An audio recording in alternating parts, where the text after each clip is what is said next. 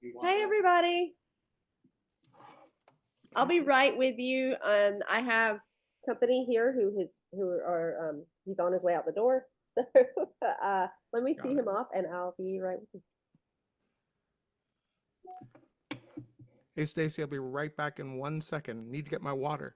I'm just hanging around.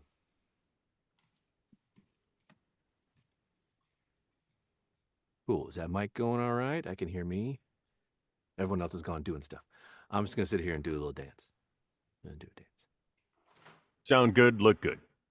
Thank you, mysterious voice. So do you. Half of it, I assume. There it is. Oh, yeah.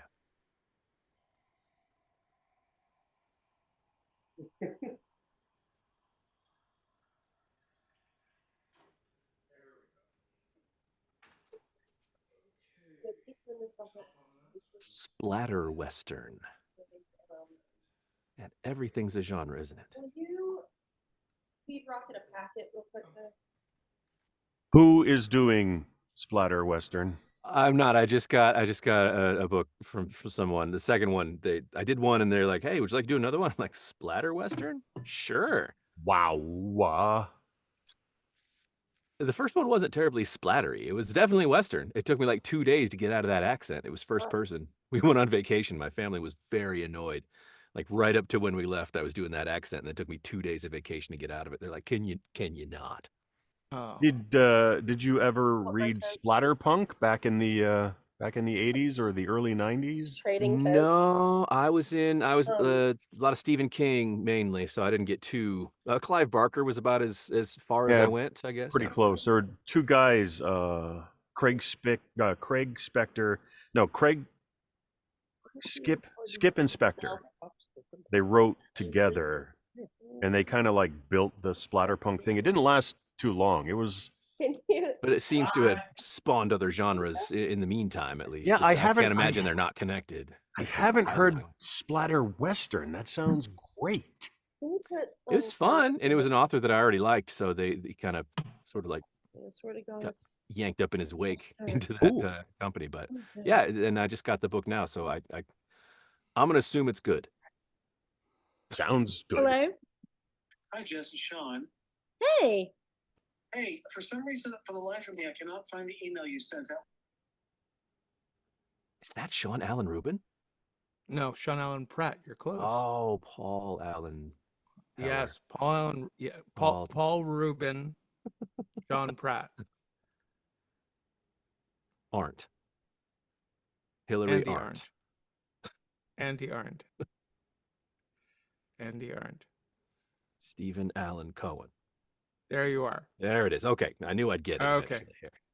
When do I get the Allen? When do you earn the Allen? Is that like a so all right. So I literally so long before joining the union, back when I was in college, it became incredibly clear that if I wasn't going to have a stage name, I wasn't going to be able to be just Stephen.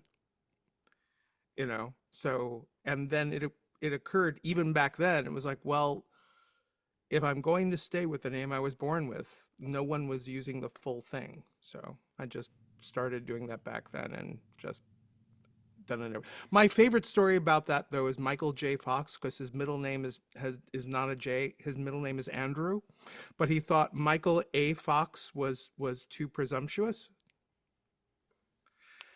So Stacy, you could also become a serial killer if you want to get your middle name used a lot. Okay, we're calling that Plan D. We're calling that Plan D. All right, I got a few other things in the hopper, but yeah. Could we move it down to Plan Q? You're out east. Don't even worry. I'm not gonna take trains and planes and stuff. All right. That kind of outlay. Yeah. Keep it local, I always say. Wait. You're in Chicago, right? I'm in Duluth, Minnesota. You're in Minnesota, of all places. Yes. Oh, of all places, yes. He's hiding the accent. I was born in Iowa, so I list on the like websites where, or like on the rosters where it says, list accents you have proficiency in. I will list redneck because it's just it's non-specific, but it's really rock solid. Yeah. I could probably do a pretty good redneck too. I'm saying it's a flyover talent. Hmm. Southern redneck, Jess. Yeah. Southern redneck. There you go. Apparently they have them in Canada. I just learned that. Oh yeah. But they're really polite. Canada infuses all their geese with all their rage, and then they just send them south. Sean is on his way. I guess I forgot to send him the link too, Stephen. I'm sorry about that. Well, I remember, so it said in the email, here are the tickets and the links, and I never bothered to check to see if the links were never, so yeah. Hey, It was felt so- ingenious. it's par for That the little- course for me this week. I thought the way that the Zoom link was embedded in the ticket was really clever. I really dug it. Yeah, when it works. Yeah. But I think I know what I did wrong. So, excuse me. Whenever I group, like I had to make the ticket, like that's why the text is custom and all that. And like I had to actually put the Zoom button on the ticket. So it's got like a bunch of different elements instead of just being like one thing. And so I grouped all of those together, and I think grouping them deactivates the clickability of the link. That makes sense. So, I yeah, can feel like- imagine it flattening out the layers and then Yeah. suddenly it's, yeah. I feel Yeah. like I kind of learned that last year and then forgot it in the last 12 months. I'm going to make a At note. some point, and I don't want to waste everyone's time here, I'd love to show you a different platform that I've been using to do remote recordings that is actually also capable of doing things like what you're doing this week. Oh, yeah. So- What is it? Yeah, it's Riverside, which I got turned on to in order to do a lot of work like this, and then realized that you can configure it for conferences and other kinds of things, even for live streaming interviews. So yeah, I'm incredibly impressed, and the quality of the recording is amazing. I've used that as well when I'm interviewing musicians, and it's really good. I agree. Yeah. Hello, everyone, by the way. Hey, Rob. Yeah, we use Riverside to record the podcast. And I have accidentally recorded video during the podcast interview as well. But I haven't used it enough to like poke around. I didn't know it could do something like this necessarily. But you know, it makes sense, honestly. I Right, thought of it like right. Yeah, and then you get individual video and individual high quality audio. It works beautifully. And I like that you yeah. can split the audio, because I always Yes. go in after a podcast interview and like I'm the interviewer, which is Mhm. not the role that I'm used to. So I always go in after and I like redub my lines. I pickups. So I can just kind of split my audio from theirs and just redo basically all of mine. Yeah. Why not? Exactly. So, okay, I'm gonna have to pull up the email to see who are our panelists today. Justin, I love that background. Please say it's real and not and not a thing. Whatever's behind you, yeah. Is it I real? made and the mistake of yesterday assuming I was the only Justin in the room, so just making sure it's me. No, it's you. Is that just like a blurred background and gorgeous, or is that No, that's my background. That's That- amazing. that is just Yep. lovely? What Thank is you. it? It's some records up there. Oh, there's of some LED course. lights that are Right, but Oh, being those are slightly out of good. focus, it just comes. Yeah, Yeah, Very it's nice. beautiful. Thank you. Sorry, it was just I couldn't help it. I like to see the Guns N' Roses there as well. I recognize that logo.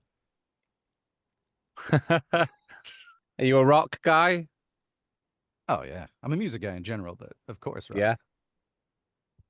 They're what got me into. I have a radio show and like a heavy metal one, but like if it wasn't for Guns N' Roses, listening to Guns N' Roses on my paper round, I still remember the moment when I was listening to like pop on Radio 1, and then like they played this throwback of like here's the full album version of Sweet Child of Mine, and I was like on my paper round, literally stood rooted to the spot for 5 minutes, like what is this?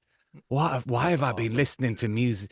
Dance music and all this nonsense like Cascada and stuff when I could have been listening to this. Yeah, Right. love it. RJ, Yeah. where are you from? Love. I'm from originally I'm from Sheffield. What about yourself? I'm from Lancashire. So Oh, don't get mad at me because I'm going to be doing my Yorkshire accent today. not at all. No, I All right. will. I'll be appreciative of it. I'm going to do a bit of Yorkshire as well. Right then. Well, we'll get along just fine, won't we? You're just across the border from me. Yeah, that's Right. really cool. Now I'm Cool. expecting one of you to call the other one pet. Well, I did say love, didn't I, petal? Love, petal, Oh, there we go. duck. Yeah, flower. Yeah, all of the Oh, good boy. Is northernisms. Manchester near there? Where is It's Manchester's my side. Red roses. White Yorkshire's roses. white roses. We lost. We lost Red the war are of the the best. roses. Oh, I'm team White Rose all the way because I'm actually related to them. Yeah. Elizabeth Woodville's mother is my like 17th or 18th great grandmother. Oh wow. You I was gonna probably say, know more Jess, I about was the gonna- War of yeah. the Roses than us. Yeah, I'm a little bit of an Anglophile, and especially Mm-hmm. once I found that. I mean, I already was, but then I found that out. And she's supposedly descended from a water goddess, like a Burgundian water goddess. So that makes Wow. supposedly descended from a water goddess. I choose to believe it. Yeah, I may or may not brag about that at cocktail party. That's very Nope, cool. I asked about Sorry. Manchester because we are Will and I are watching Frasier right now. It's like my favorite show, but he's never seen it. And Daphne Daphne's from Daphne's from and yeah, you reminded me of her when you said that. exactly. Hey, Hola. I'm sorry about that. Oh, don't worry about it. And I was binging Sarah Millican the other day, so the sound is in my head and it won't leave. Because you were Sarah mentioning Millican. radio, you were mentioning Radio 1 earlier. I've been stuck on Radio 4 for way too long. Oh really? Yes. Intellectual. The debate, the conversation and news and highbrow BBC radio. Well, and then you wind up an extra, and it's kind of like diving into the archives of some really gorgeous things that have been recorded over the years. Yeah, it's very, very cool. Funnily enough, I when I was growing up, I hated my Yorkshire accent. I thought it sounded dumb. Well, I was a right snob, so I trained myself. This is so cringe, but I trained myself to speak more like my favorite voice, which was Jean-Luc Picard, Patrick Stewart, and who is from like Huddersfield anyway, as it happens. But funnily enough, but then I kind of like have rediscovered my appreciation of the Yorkshire and the Northern accent, and it's become all fashionable again, like the Northern accent. I Thanks to know, things like hasn't Game it? of It's Thrones and stuff. Yeah. Yeah. Well, my normal now is somewhere over the pond because being over here and for longer than I was in Lancashire, so it's sort of it just has slipped. But the three sisters, we each have a different accent, and we were all raised in the same place. But one of my older sisters, she talks like a Fleetwood fishwife, and my other sister talks like she's from London, so she Shrewsbury. Oh, like a Sloane Ranger type, or it's a bit like that. I hope that's not derogatory. I just know. It doesn't matter, love. So what took you to, you say, across the pond, the US, Canada, or? Yes, I'm actually in New Mexico now, but I started out in New York. I was 18. I came over. I was in the fashion business, modeling, and was doing all that. So I did all that for a while, and then ran away to where I thought nobody could ever find me. And then, of course, after about 20 years of being here, it's like, oh, I miss rejection. Let me get back into the performing arts. Amazing. Wow, that's so cool. That is so cool that you got to have that opportunity so young as well, that you made for yourself. That's incredible. What were you doing in fashion? I was modeling, but I was of course. Sorry, my bad. That's all right. Yeah. Are you still in Yorkshire? 9 p.m. for me. Yeah, I live in Scotland now. So it's yeah, it's 9 p.m. I've just finished a long audiobook this afternoon. So my brain is slightly fried. Whenever I get to the end of a project, my brain is a bit fried. So I apologize. No worries, no I don't worries. even have that excuse, Rob. So, um, all right. I hate to interrupt. We had a nice little chat going, but I know that there's some people in the group that need to dip out early. So I want to make sure that we go ahead and get this show on the road. I'm so excited. This is our second interactive panel this week. And that's something that we're doing new this year. And the first one, I mean, just I thought it was a smash hit. I love it when we get a good discussion going. But I just want to kind of go over the structure of how we're going to do this. And because of the time constraints, and I think we're going to kind of be pushing it anyway. I don't want to keep y'all like 2 hours like I accidentally did yesterday with the cold calling one. But if you will, everybody in the audience, if y'all will grab a scrap piece of paper, your phone, something to take notes on in case you have a question, because unlike everything else we've been doing, I don't want to interrupt like the flow of things, the performing and feedback with questions from the audience. So if you will just keep note, we will have at the end a little time for Q&A. All right. All right, let's do a roll call.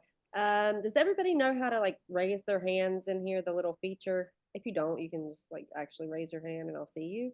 But coaches, all right, we've got Steven, Sean, I see, Finley, Steve down there. Okay. And yeah, all right. Am I missing?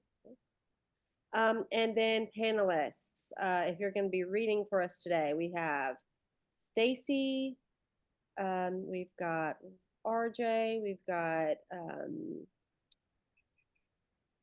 Darcy, Caleb, who else is reading? Cappy down there, and is that it? Am I missing somebody? Maria, there you are, waving at me at the. I'm sorry. You can holler at me too if you need to. All right, perfect. Do I need to consult the email for the order that I gave you, or no? Y'all have switched it up a little bit anyway. So you tell me who's going first. I was supposed to be second. Stacy was supposed to be first, and I think Caleb was the one that needed to leave early. So I don't And mind. I have no time constraints either. So anyone wants to go first, that's fine as well. Caleb, do you mind going first, just to be safe, or? Oh, we can't hear you. Hold on. No. Terrible. I had my Zoom settings to, over there in my studio. Here I am. I'll happily go first because then I can enjoy some of the coaching and the feedback, which I'm so sorry to be missing so much of today. All right. And whenever it comes to the giving of the feedback, let's just go in alphabetical order, if that's all right. That would, yeah, and I'll just call on you in alphabetical order, if that's okay. It's odd. My things like this are normally just, hey, easy going, willy nilly, whatever, whoever wants to do what. So let's try some structure for once, Jess, huh? Okay, go ahead, Caleb, whenever you're ready. Okay, do you want me to give any kind of introduction to the piece, any information about myself or what I'm reading? Sure, yeah, whatever you want to give us. Okay. Well, don't open Pandora's box if you're not ready for the party. I'll keep it very brief. My name's Caleb Summers. I live on Orcas Island in Washington State. I've been narrating audiobooks for 3 years. I'm currently working on book number 100. And this piece that I brought today is from the book I'm currently working on for the wonderful folks at Learning Ally. And it is a nonfiction speculative about the future. It's a collection of essays. This one is about wildlife conservation.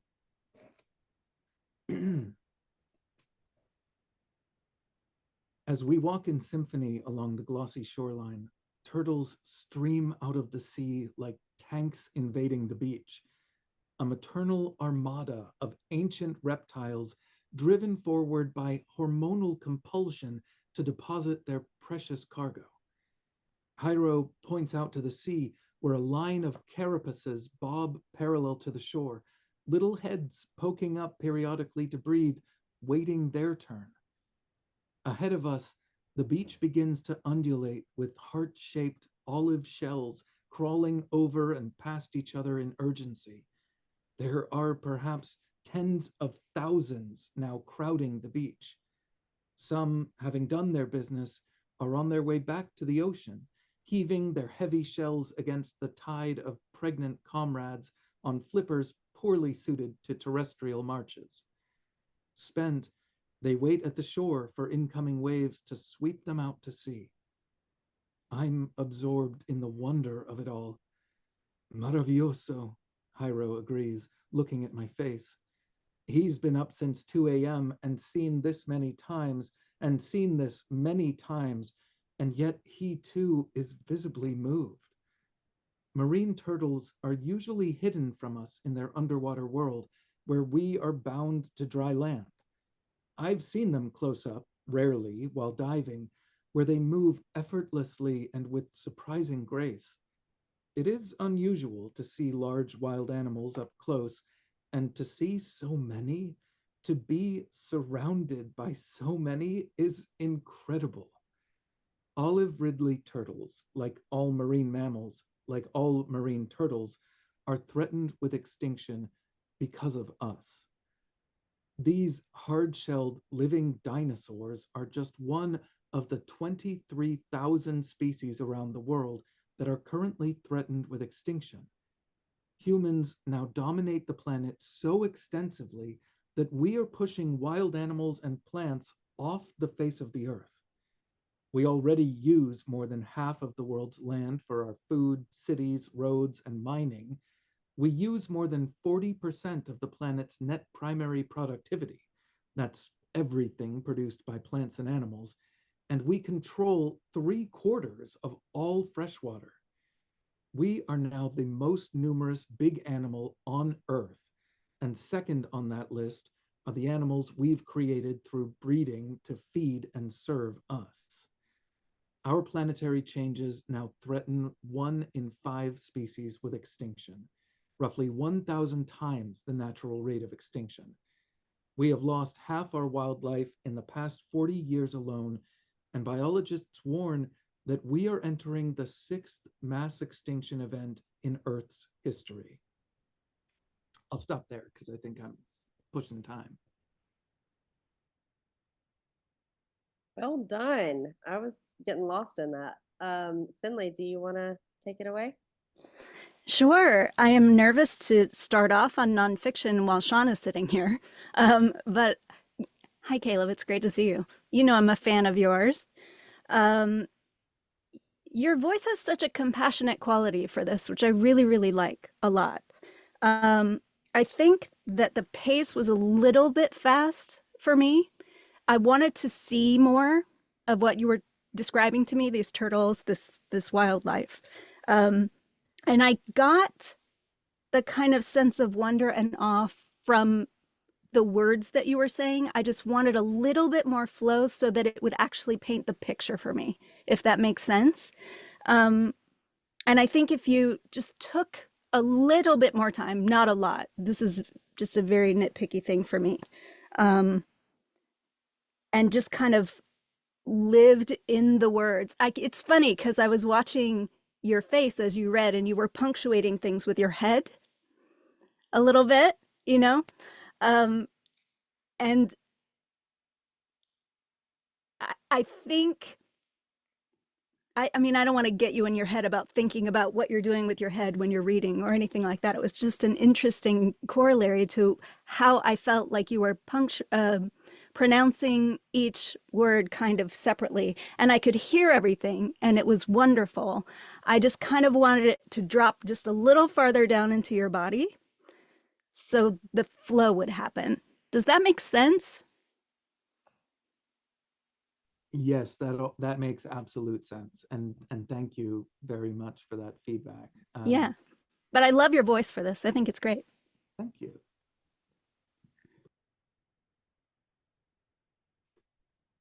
All right. Let's see. Who would be Sean? I think you're next. Am I? Oh, me, Sean. Yeah. Okay.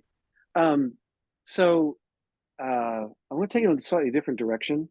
When we have in nonfiction, an author is either teaching us their truth or educating us on what their truth is, or they're commenting on it. Now, this is sort of an in between. So he's having this reflection. He's having a moment thinking, watching this thing happen and unfolding, and then thinking, and that leads into the teaching moment at the back end of the piece about fresh water and the number of wildlife and so on. There is a shift in the way we speak when we do that.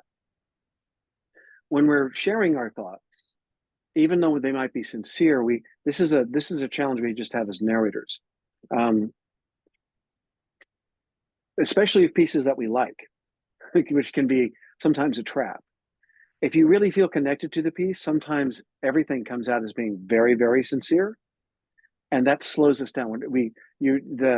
The sincerity of what you're trying to get across is slowing you down, and it's breaking up the flow of the idea. This is a really subtle note, but the piece isn't sort of flowing when you're telling us about your feelings and what you're seeing, and whatever, the sunlight or the wind or the ocean or whatever. It's leading somewhere to the teaching moment at the back end. Let me tell you how I feel about these things, and then here's why it's important. And that shift should change up the cadence and the general tempo of the piece.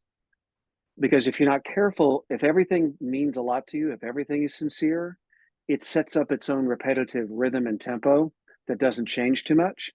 And you're forcing me, the listener, to really have to hone in because I don't hear enough change in the read. So you might want to go back as you're working on it and ask yourself, when are you teaching me the main ideas? And when are you commenting on them? And generally speaking, when we comment on the ideas, they tend to have a better flow. They just sort of roll off our tongue a little easier. Not that I'm not saying they have to race through it, but there is a difference between when I'm teaching you something, it's a little more emphatic, like you were doing. But then in the impression part, that it has a bit more of a sweep to the read. And this is more of a technical note than it is an acting note in the sense of what you're feeling. It's obvious you're connected to the material. But you have to remember that, and I've had, I've fallen into this trap on my own, is that if you get too connected to the material, everything becomes overly sincere. And then for the listener's sake, it sets up its own sort of repetitive melody or rhythm. And then their brain, because it's sensing that pattern, starts to go into like a autopilot, because it's not changing enough to keep the brain engaged. Your brain's designed to go into autopilot if it feels that something is repetitive. It's like when we listen to meditation music or something like that, right?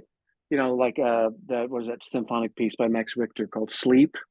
It's just this repetitive melody. It's designed to not that you were putting me to sleep. I'm just saying this is a subtle note. So as a general note, when we're in the observation, your feelings, your thoughts, your illustrations, those can roll off the tongue a little faster, a little more flow, I should say, so that when you do get to the important part about we have to, this statistic, this piece of reality, this statement, you can slow down and then sort of, knock us on the forehead with the information, if that makes sense. Yeah, that makes a lot of sense. I mean, just in the way that, even in the way that something like that I would be conveying this to an audience, say, Mm-hmm. who I'm, the who I'm speaking to, it's much easier to get into that perspective of sharing the commentary part with a friend at the bar. Right. But then the teaching aspect feels more like I'm, standing in front of a classroom or something like that. Yeah. So, the thing that I teach my students is I always narrate to a group of people in a room.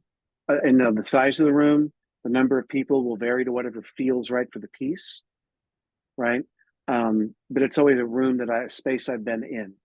Okay. I just did a book about the history of brain surgery. So I am the character of the brain surgeon. That's the character. And so I chose the 92nd Street Y as my space to work in because I was doing a symposium on brain surgery for an audience of fellow brain surgeons and medical students and people. And to me, when I do an audience in my head, I'm always sending that information out. But and it helps keep the energy going. There's a trap I feel when you narrate to one person in nonfiction. See, like, okay, it's just you and me. There's nobody here. See, the way I would tell you something is much more intimate and slow because it's just you and me talking. I don't really have to push anything out. And I know that sounds great here, but what happens is I'm pulling the energy down, right? I only have to talk to you, just you and me, buddy. I'm going to tell you about the turtles and all this thing. That's a different energy than if I pull it back slightly. And now I've got a room full of, let's say, 30 people. Now I'm working the room and the energy's coming out. And I could talk to this side over here, and then I could teach something important here. And then I could tell you a funny little comment to everybody here. And the energy is bigger and it flows out. To me, that's the trap of narrating to one person in nonfiction. Because it just pulls it in too much. And but otherwise, I mean, you were obviously connected to the material, so that was great. I really enjoyed that part. That's my story, and I'm sticking to it. So, thank you so much, Sean. You're very welcome. It's valuable. Thank you. I'm going to take this into the rest of the book. All right. Yeah. Wow. I don't have anything to add to that. Oh, wait, yes, I do. I thought of something. Caleb, I told you this before, and it's 100% a compliment, but I think I didn't realize it until Sean said what he said. It might be the natural tone that your voice has is soothing, and that works for you in so many areas. But in that case, given what he just said, that might have been working against you as well because it was kind of compounding putting the person at ease, maybe helping their brain go on autopilot. I don't know. But I know I've said that to you before. And that's what occurred to me was, oh my gosh, his voice is just so soothing. Okay. Steve Corona. All right. I don't have much more to add. I mean, I think Finley and Sean pretty much covered it. I I honestly heard a little bit of shades of David Attenborough in the beginning. I'm like, ooh, I could be watching this documentary. I want to learn all about the turtles now. And for me, I think there was that moment of you're talking about it's unusual to be surrounded by so many turtles. This is, I think, what Sean's talking about with that transition of going from sort of not necessarily reminiscing, but experiencing it to transitioning now into that teaching moment. And yeah, if anything, like Finley said, maybe that could be a moment where you slow it down just a little bit to just experience it more, and whatever that means for you, enjoying it, seeing it, just being there, present with that. Like Sean said, you don't necessarily have to do that too much, but if you pick those moments, then it can be, more impactful transitioning from one part of the piece to the other. So other than that, I don't have much for you, my friend. It was very enjoyable to listen to. So thank you. Thank you very much, Steve. Here. Okay, Steven, I lost you on my screen, but I know you're in here. Oh, there you are. No, I'm here. So I'd like to take this in a little bit of a different direction. So I kept starting to make a note, and then you would address it almost immediately. So I'm going to put all that off to sort of like a performance moment going, because of course we're used to working alone in our booths. What I would really love is, Caleb, can you pin my audio so you can see me big in this moment? I've pinned you, so you're filling my screen right now. And what I'd like to do is to actually try. So if you can go back to the beginning, and I realize you're not off book because we're audiobook narrators. It's not about being off book, and so I don't care if you don't get the words exactly right. I'm right here and I'm looking right at you. Can you tell me this story in here? Because I want to hear what that does to the read. Yeah. Yeah. Okay. As we walk in symphony along the glossy shoreline, turtles stream out of the sea like tanks invading a beach.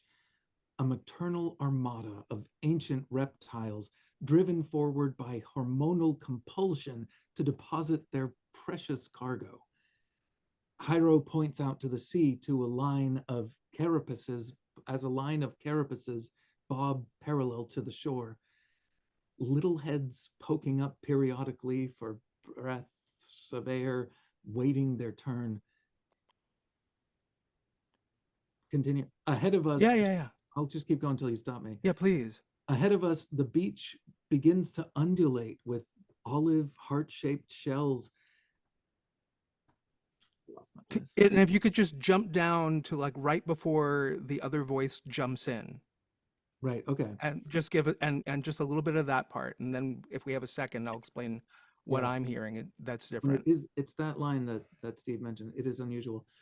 It is unusual to see large wild animals up close, and to see so many, to be surrounded by so many is incredible.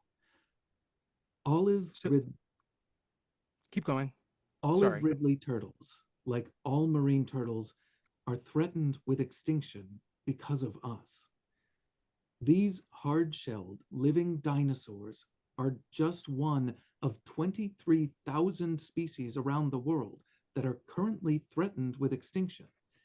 Humans now dominate the planet so extensively that we are pushing wild animals and plants off the face of the earth.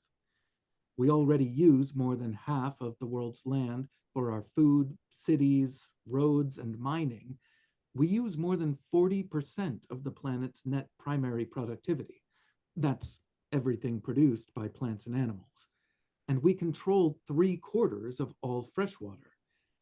We are now the most numerous big animal on Earth.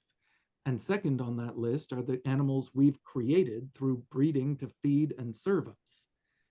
Our planetary changes now threaten 1 in 5 species with extinction, roughly 1,000 times the natural rate of extinction.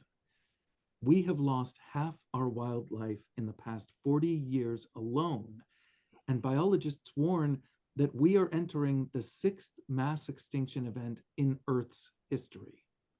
So here's the difference to me.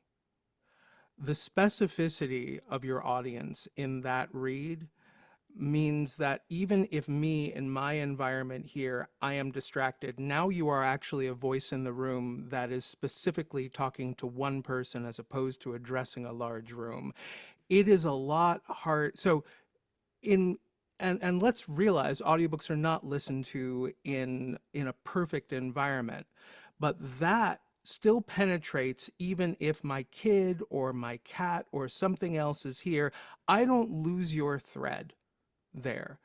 Everything else that you were bringing in was absolutely fantastic. And when I was like thinking what would up this read to the next level, all I could come down to was the specificity of the audience. That was it. And you just pulled it straight out right there. Mm. I don't know how that felt to you, but I know for me, I feel like I internalized what you read better in that read. Yeah, thank you. It felt, I mean, I was a little disconnected from the feeling because I was, thinking about keeping the pace while keeping eye contact. Right. But it did feel, I mean, there was I felt more connected to you as an audience member than, when my focus is just here and I can vaguely see a bunch of little squares in the background. Right. I mean, so another way to think about working in nonfiction is that you are the substitute teacher for somebody else's curriculum, and the big test is the next day, and the teacher is gone, and now you are reading them the book, and after you leave, they're going to take the test. You are the sub. This is not your material, but you know that your ability to help these kids prep is going to affect how well they retain what's there. And what I got in that read, in that moment, was more passion for the content came through, and that passion is part of what holds me, the listener, in the moment, if that makes sense. Mm-hmm. Oh, absolutely. Yeah. So, yeah. Thank you for doing that. Yeah.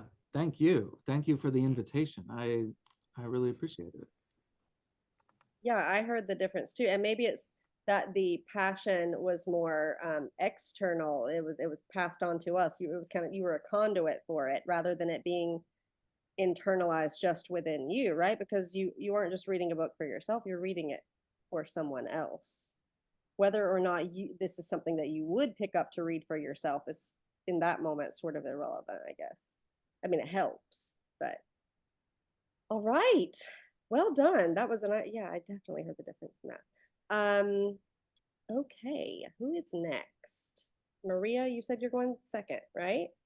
I think so, but that was the normal. If Stacy had gone first, I was going second. But Okay. Yeah, do we'll you want just put Stacy wherever Caleb was. I'll pull up the list. So he'll be after me then. yeah, are you good going now? Me, yes. All If right. everybody else is okay. Yes, please. This is my first time reading. No, I'm not panicking at all. Okay, so this is a script I pulled from One Day, which is sort of bittersweet romance, rom-com, you know. And I'll just dive in, if that's all right. Can you hear me okay, everybody? Mhm. Okay. They settled again on the pillow. Anyway, I didn't mean what are you doing next month. I meant the future. When you're, I don't know. She paused, as if conjuring up some fantastical idea, like a fifth dimension. 40 or something. What do you want to be when you're 40? 40? He too seemed to be struggling with the concept.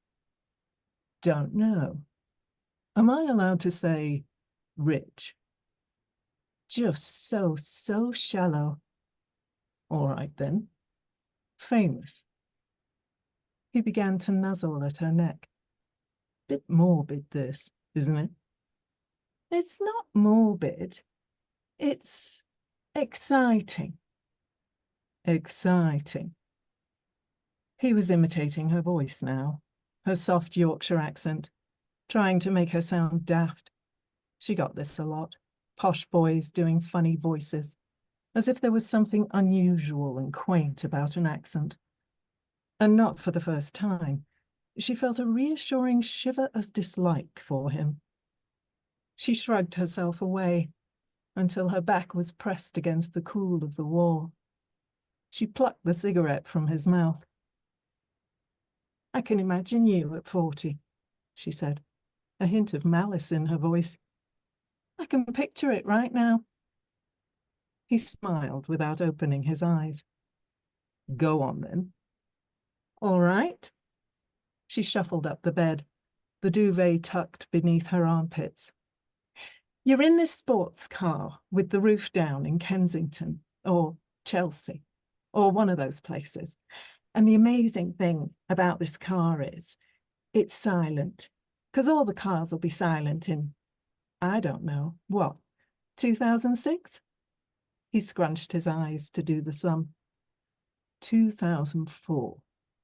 And this car is hovering 6 inches off the ground down the King's Road, and you've got this little paunch tucked under the leather steering wheel like a little pillow, and those backless gloves on, thinning hair and no chin.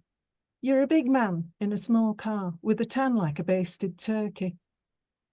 So, shall we change the subject then? And there's this woman next to you in sunglasses. Your fourth wife. Very beautiful. A model. No, an ex-model, 23. You met her while she was draped on the bonnet of a car at a motor show in Nice or something. And she's stunning and thick as shit. Well, that's nice. Any kids? No kids, just 3 divorces. And it's a Friday in July. And you're heading off to some house in the country. And in the tiny boot of your hover car are tennis rackets and croquet mallets and a hamper full of fine wines and South African grapes and poor little quails and asparagus and the winds in your widow's peak. And you're feeling very, very pleased with yourself. And wife number 3, 4, whatever, smiles at you with about 200 shiny white teeth. And you smile back and try not to think about the fact that you have nothing, absolutely nothing, to say to each other. She came to an abrupt halt. You sound insane, she told herself. Do try not to sound insane.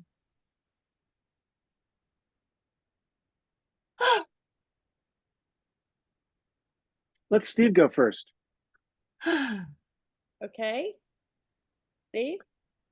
Yeah, all right. I was hoping you would say that. You're welcome, Steve. Oh, thanks, Sean. I appreciate it. I was actually hoping you would, because I was like, man, by the time I get to it, they're going to use all my notes. Maria, of course, you know, I am a big fan of your accent work, and this was exceptionally entertaining and very, very fun to listen to. So thank you so much for choosing this and for sharing your accents with us. Okay, let's see. I'm just going to kind of go through in the order I wrote down my notes here. Right off the bat, the first line, they settled again on the pillow. Who are they?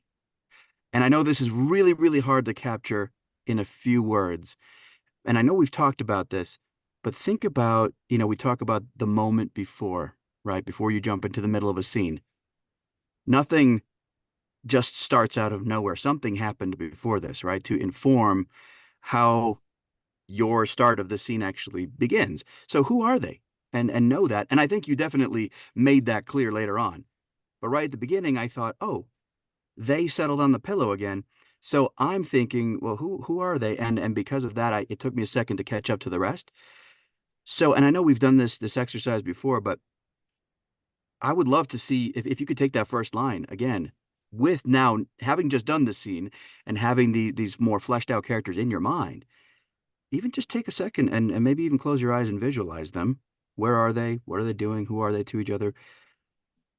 Feel these characters, see them, and then start on that first line. Can you give me that much? Just the first line? Sure. Maybe even like a line after that? Yeah. They settled again on the pillow.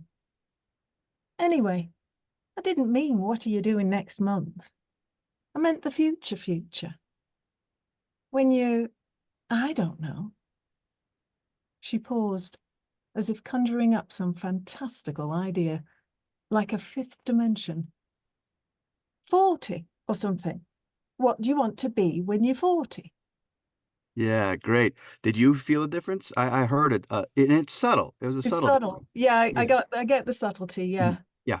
Yeah, I yeah, yeah. understand where you're coming from there. Thank I you. love that. Yeah, absolutely. And that's just something to remember when you're in a situation like this. Obviously, when you're narrating a I'm full-length so story, you know, nervous. you're not going to start in the middle. Yeah, no, you're good. You're good. You're good. I know part of it's nerves. You're doing great. You're doing great. All right, but let's move on from that because you understand and you nailed it. So, Thank you, Steve.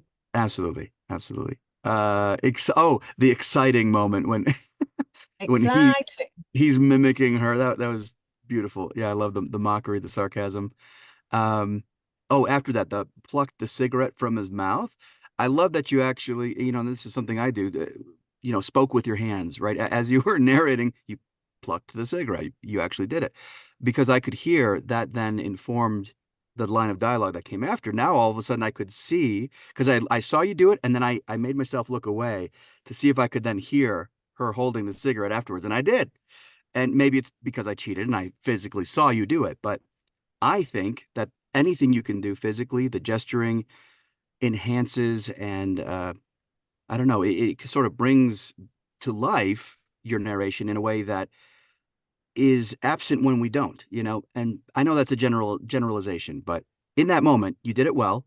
And I could then hear her holding the cigarette afterwards. And I think that might have been for me the moment where all of a sudden I could see them. I'm like, oh, these characters are here. They're like leaning against the car. They're holding the cigarette. They're against the pillow. But it became more real for me at that moment. So I really enjoyed that. Let's see here. Oh yeah, describing the future car. There was a moment I wish I would have wrote down the exact line when she's describing this future car of 2006 that's going to be hovering and all of that. That was very funny. So your comedic, timing, of course, is right on. You're not forcing it. It was just funny because it is funny, and you delivered it beautifully. But I feel like at the beginning you were a little bit. It sounded to me like you were maybe thinking a bit more about the characters and the lines, and then you loosened up. And so I thought, oh, okay, well, she fixed it. She sort of, self-corrected. So towards the end, it was wonderful. I was like, oh, I want to hear more. So yeah, those are my notes for you. I Thank hope you. that all helps. Yeah. Thank you. Thank you very much. In fact, I don't know if we have time. Do you want to work that section right there where she's describing the car, the 2006?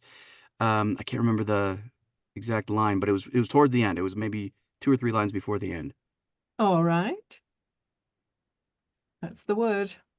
Oh, well, that's it. Okay, okay. Okay, beautiful. Yeah, great. Moving on. All right. No. I Give me a will little if bit you more, want me a little to. more. Yeah, All describe the right. car. She shuffled up the bed, the duvet tucked beneath her armpits. You're in this sports car with the roof down in Kensington or Chelsea or one of those places. And the amazing thing about this car is it's silent, because all the cars will be silent in, I don't know, what, 2006? There you go. There you go. That's it. That's it. I could feel, I could hear a little bit more like that leaning in, like you're kind of having fun with this other person in the scene. It's less about describing the truck. It's more about the relationship between the two. And I got that more that time. So well done. Well Thank done, you. you. Yeah, Thank that's all I've got. you. Great All job. right. And all I've got, literally, the only thing I could come up with was this comment kept cycling in my head the whole time you were reading was, oh yeah, yeah, I remember exactly why I let her into the Legion because I heard that something I can't put my finger on it like with most things, but that's something that you've got that most people I hear don't. And I heard it in your demos and I heard it doing this. So Thank you, Jess. Thank you so much. all right. Does anybody just want to volunteer to go next? That way everybody gets Oh, Finley, y'all please. can fight it out. I'll be fast. I'll be fast. Hi, Maria. It's great Hi, to see you. Finley. Nice to see you too. I loved watching that because I could see the shift from character to character to narrator to character to character. It was very subtle, but it was complete. Do you know what I mean? And it was charming. It was so delightful.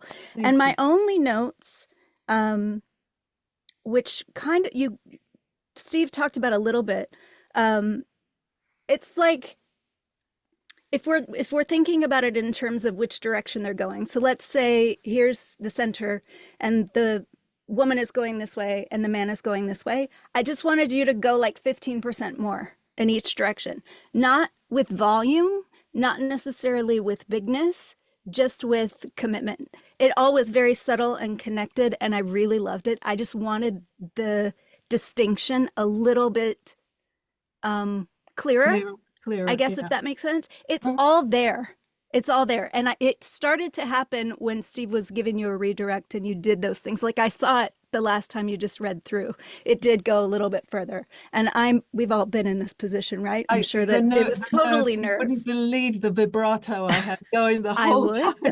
I absolutely would, though. So just that. And I think, again, just with 5 more minutes, it would be there. And then I just wanted a little bit more humor in the narrative. Like your narrator has an opinion about this conversation that's happening.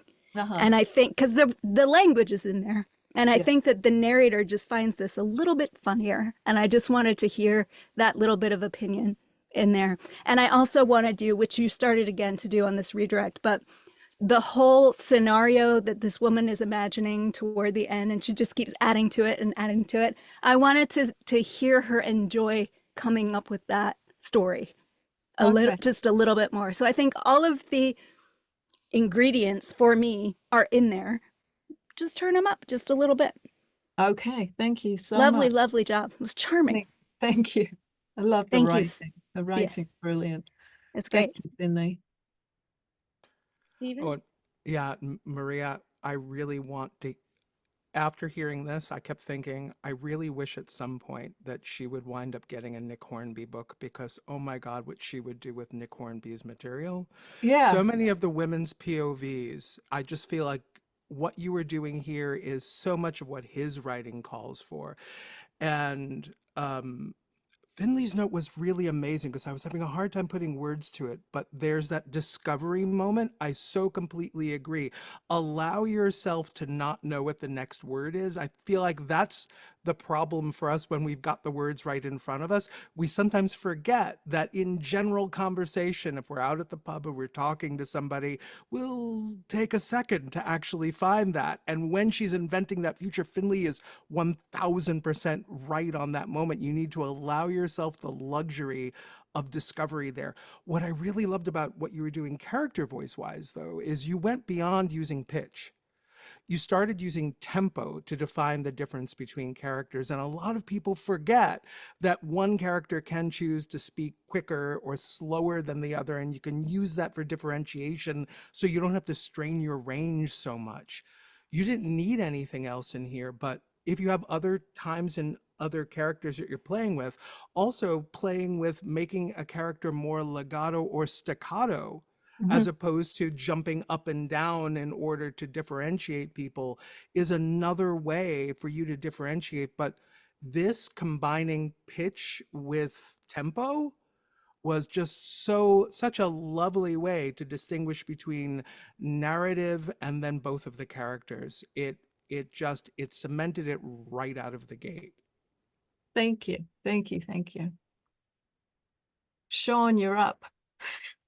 I was going to have some brilliant things to say, but Steve stole everything that I was going to say. No, no, everything. I had my. Yes, I agree with everything, especially what Steve just said. Both Cohen and Corona. This is a really small thing that'll help differentiate dialogue from narrative. When I'm doing a piece of fiction, when I'm doing a piece of fiction, I usually try to make the narrative voice or the attributions a little quieter and lower in pitch to help differentiate just by volume the dialogue from the attribution. Hey, everybody, come here, Sean said as he sipped his coffee and sat at the desk. It's not always appropriate. I'm so glad you said that, because just yesterday an engineer said, your dialogue is louder than your narrator. I said, is that not okay? He said, well, I guess some people do it that way. And I'm like, oh, well, no. No, I mean, so to me, okay, once again, this is about differentiation for the ear. Right. Okay. If the dialogue and the narrative are always at the same volume, you can't tell the difference. I was listening to a steampunk novel a while back, and the performance, the voices, the character voices were absolutely amazing by this guy. But unfortunately, he made the attributions the same volume as the dialogue, and unfortunately the two would slide together, and there was always a moment like, wait, did the sentence in that split second, I'm like, did the dialogue end and that was the narrative? And just that subtle switch of voice, right? I'm really that's the only thing I can add. Everything, all the other notes were great, but I'm just saying it's a subtle thing. It's sort of like in Shakespeare when we say, the army is here, my lord. Yeah, right? I'm so glad you said that. You dovetail it down, and yeah, so it doesn't have to be like really low and quiet. It's just a subtle shift in volume and pitch that we can really hear the difference, and that's the only thing I would add. Everybody else's notes were great. Thank you. So, Thank great you piece. so much. Thank you. Yeah, I'm so glad you said that, because I was like, oh shit, now I have to stop doing I'm that. glad I said it too, by gosh. Yeah. Thank you, guys. So I will just throw this out there. John has asked, going back to Stephen's comments, how much commentary, quote commentary, can we add to the narrator's voice? A little bit of laughter, like how much is too much? How do you know where the line is? Back to me. Yeah, go ahead. You go first, Steve. Go. Oh, so one way to think about it would be thinking of your narrator as the as the lens of the cinematographer for the movie of the book, right? So you're looking at the shape and you're carrying everything that isn't actually said out loud by any of the other characters. So you are then making a directorial choice through the cinematographer in that moment. So how much can you make? Well, realize that framing a shot differently can turn a very serious moment into a farce. So you have to try to figure out for yourself, because your instrument, your physical instrument is different than mine. What does that mean when you are doing narrative? And also genre to genre, that will also be different. Are we Quentin Tarantino? Are we Greta Gerwig? They're very, very different filmmakers, and their sense of how they work with a cinematographer is different. And you are the director in that room, so you are making that directorial choice. Makes sense to me. Maria? I totally agree. I feel like it's something that I'm new. I'm 25 books in, and I get mixed messages sometimes, and it's nice to be able to sort of get some of them validated. And with respect to this script, I think, yeah, like Finlay said, I need to lean in a little bit more and have more of an opinion as the narrator. You're always going to get mixed messages because there is no one right way to do this. Yeah, I suppose you're right. Yeah. And, Yeah, he's right. so, right. So you take them all in and you sit with them, but if after a day or two something feels wrong, put it aside. And only if you get that same comment multiple times from people you respect, which is different than reading reviews on Audible, right? If you get the same comment multiple times and you've chosen to put it aside, that's when you address it. If it feels right, address it right away. If it feels wrong, shelve it for now. Right. Right. Yeah, what's that saying? You you hear a lot, but you listen to a little, and it's up to you to determine what is right for you to actually internalize and listen to. You can't listen to everybody. You'll drive yourself up a wall. Well, yeah, especially when you're starting out, and I turned myself inside out trying to please everybody, and now I think I'm at that point at the very beginning, 25 books only, where I'm starting to develop a little bit more of an opinion as to what feels natural and right, and what marries up nicely with the script, and how I want to relate to this script versus somebody else's opinion necessarily, unless of course they're the director or the author themselves. But you know what I mean? So it takes time to develop that voice, that confidence to be able to say, I know I'm going to make this choice and I'm going to stick with it, and I feel good about submitting this audition or whatever it is, So I think I'm at that little turning point where I'm starting to feel that way. So When you get comfortable, it's exciting. Maria, when you get comfortable dropping the only, and I understand there's a natural humility that you're fighting in that moment. You've done 25 books. When the only at the end of that sentence is something you can comfortably put aside, then I'm proud of my 25 books. There we are. Proud of my 25 books. God damn it. Yeah. Thank you, Stephen. Thank you, everybody. Really appreciate it. Thank you. Thank you. Thank you. Okay, so Caleb had to leave. I knew that he had another commitment, but I want to remind everyone, this is one of our recorded sessions. So if you have to dip out, if the kid needs you, if it's dinner time, whatever, just hit me up later via email, and I will send you the session. So, okay, I looked up who was next, and then I promptly forgot it. Stacy, are you ready? Ooh, that's me. Yeah. Hello. Hey. Hello to all. Hi, everybody. This is cool. This is fun.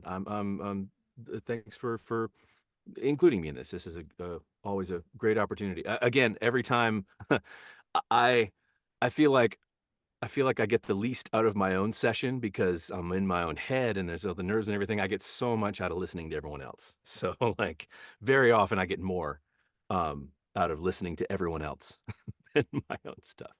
That being said, I will listen to everything you say, I promise. This piece is, I guess, sci-fi noir time travel bit. So, everything good? Mic good? Everything solid? Cool, cool.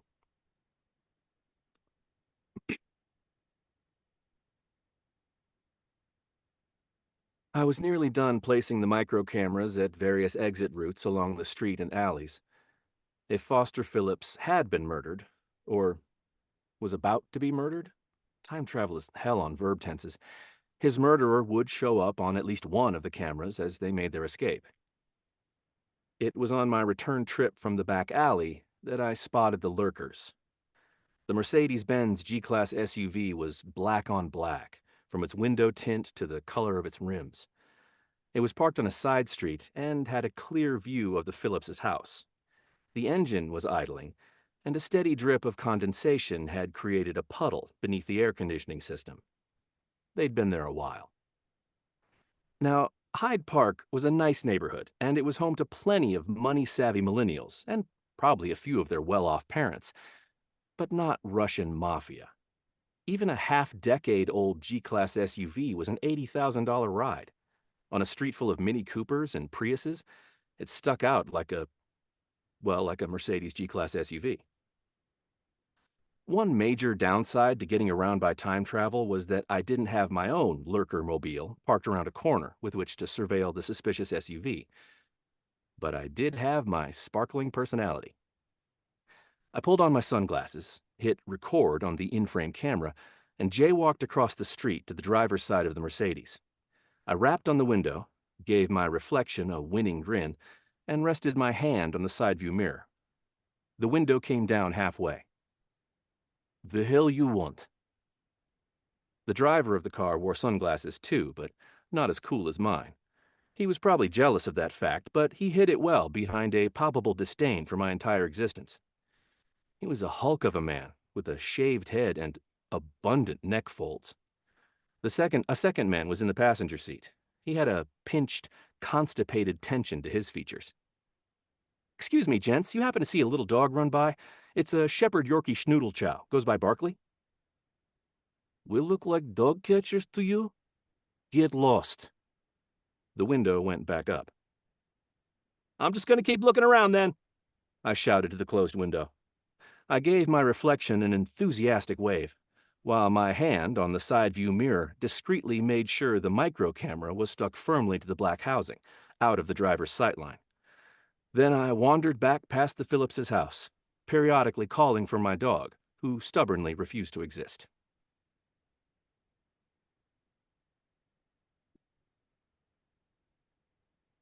Well done. I loved how you Nice. yelled without yelling. It always amazes me when y'all do Yeah, I was trying to access, and yeah, it was fun. Yeah. Okay, Sean, can I start with you because I think I skipped you last time. So if you want to throw in something from a Oh no, that's fine. That's fine. Gosh, it was very well read. I'm not sure what I can add to this. Um, Now you said this is noir Yeah, it's to a certain degree. Now, and also he's a smart aleck. This guy, yeah, obviously, that's maybe where you it know, leans towards the noir, maybe not as much right. the gritty dark, but yeah. But there was a section that was gritty, which once again I'm always playing with contrast within a piece. Okay, so you've got that sort of like wise guy kind of vibe anyway, which is why that's a good piece for you. And but that section when you're describing the car, okay, it's like 4 sentences, right? And think about the imagery he uses. It's dark. It's been sitting there for a while. It's dripping oil or whatever. It's those. Okay, so to me, this is about juxtapositioning mood and tone within a piece in a scene. So that would be a really good place to maybe slow it down a little bit and drop into your lower. You have sort of a second tenor voice like I do. Maybe and we're only talking about little section, dropping it down into your baritone, slowing down a bit, and setting that. It was a rough city to be in. It was dark, too dark. And I mean, I'm being silly here, but the idea is that in that little section, right, there was nothing in that section that was necessarily funny as opposed to the rest of the writing. So It was You very could, you private could, eye. He was like deducing why that vehicle was exactly. So there. if you, so like, if, in other words, when he opens his mouth, he's the, you know, he's like that quirky, funny, you know, like Jim Carrey-esque kind of feel. Hey, how are you? You know, that kind of thing. But there is the part when he's looking at something, that other part of his brain kicks in. The He's PI like, part of his that brain. car's been sitting there. It's dark. There's two guys. You know, I can tell from the tailpipe that they, you know, whatever. And it's an older model, whatever. Just that little section to change up the feel. One of the challenges we have, yeah, like Dick Tracy or Sam Spade, yes, like that. But one of the challenges you have when you have that first person narrative voice, right? And once again, these are traps we all fall into. You're like, okay, this is my guy, and he's always this way, and that's okay. You know, you can carry a book that way, and it'll still be fun. But I try to find moments, and once again, it's always in the text. There was nothing funny about the description in the car. You see, there was nothing humorous or sarcastic, and that would be a clue to me It's an to opportunity to slow down show and this like, other hey, what? side.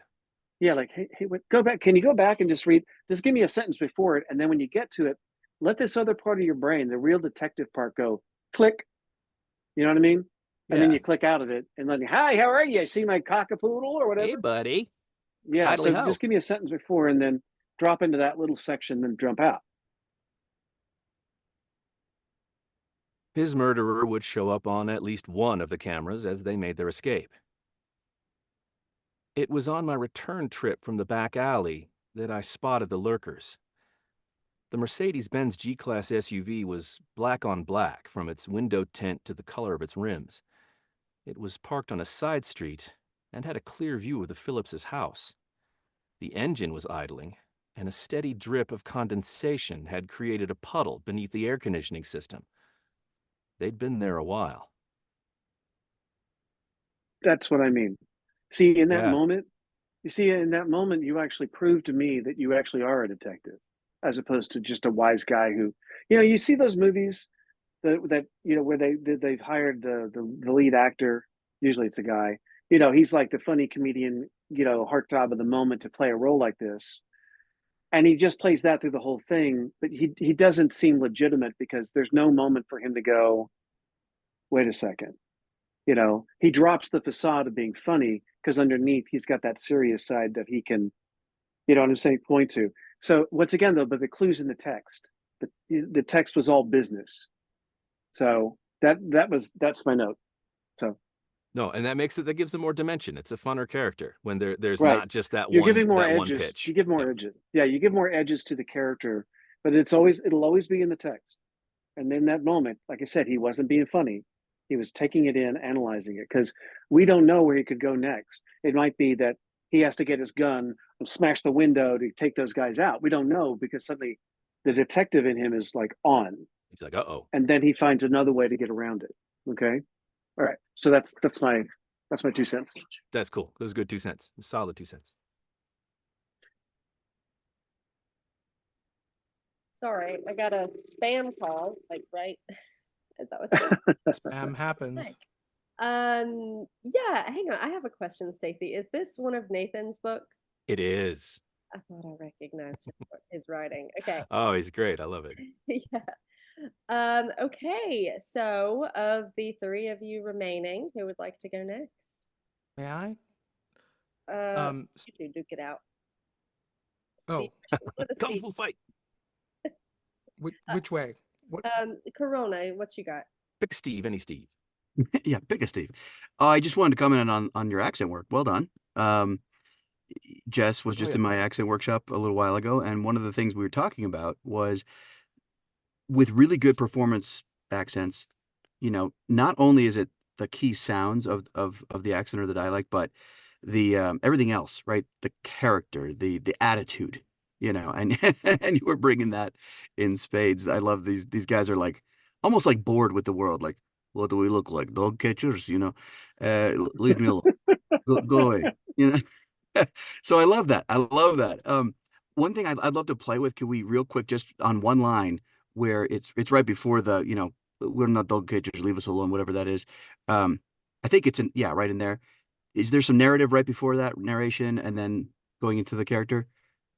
There's the let's see, right before the what do we look like dog catchers? There's him asking about his dog, and then there's a bit before that about the sunglasses and the neck folds and what have you. One of the Russian guy's lines, there was some narration I thought right before, and maybe it was the earlier one. I think they only had a couple lines. But one thing I would love to hear is, there's something I think about when I'm transitioning from narration into character voices, not necessarily pausing, if this makes sense, pausing as the narrator, but pausing as the character before they start the line, and you can kind of hear that like hesitation, like, what am I about to say here? So there's a pause, but instead of giving it to the narration, you give it to the character. And that's a Okay. really weird thing to think about, because it's like you're not saying or doing anything, but there's like this sort of thing you can feel the difference between I'm narrating, and there's this Mercedes G-Class.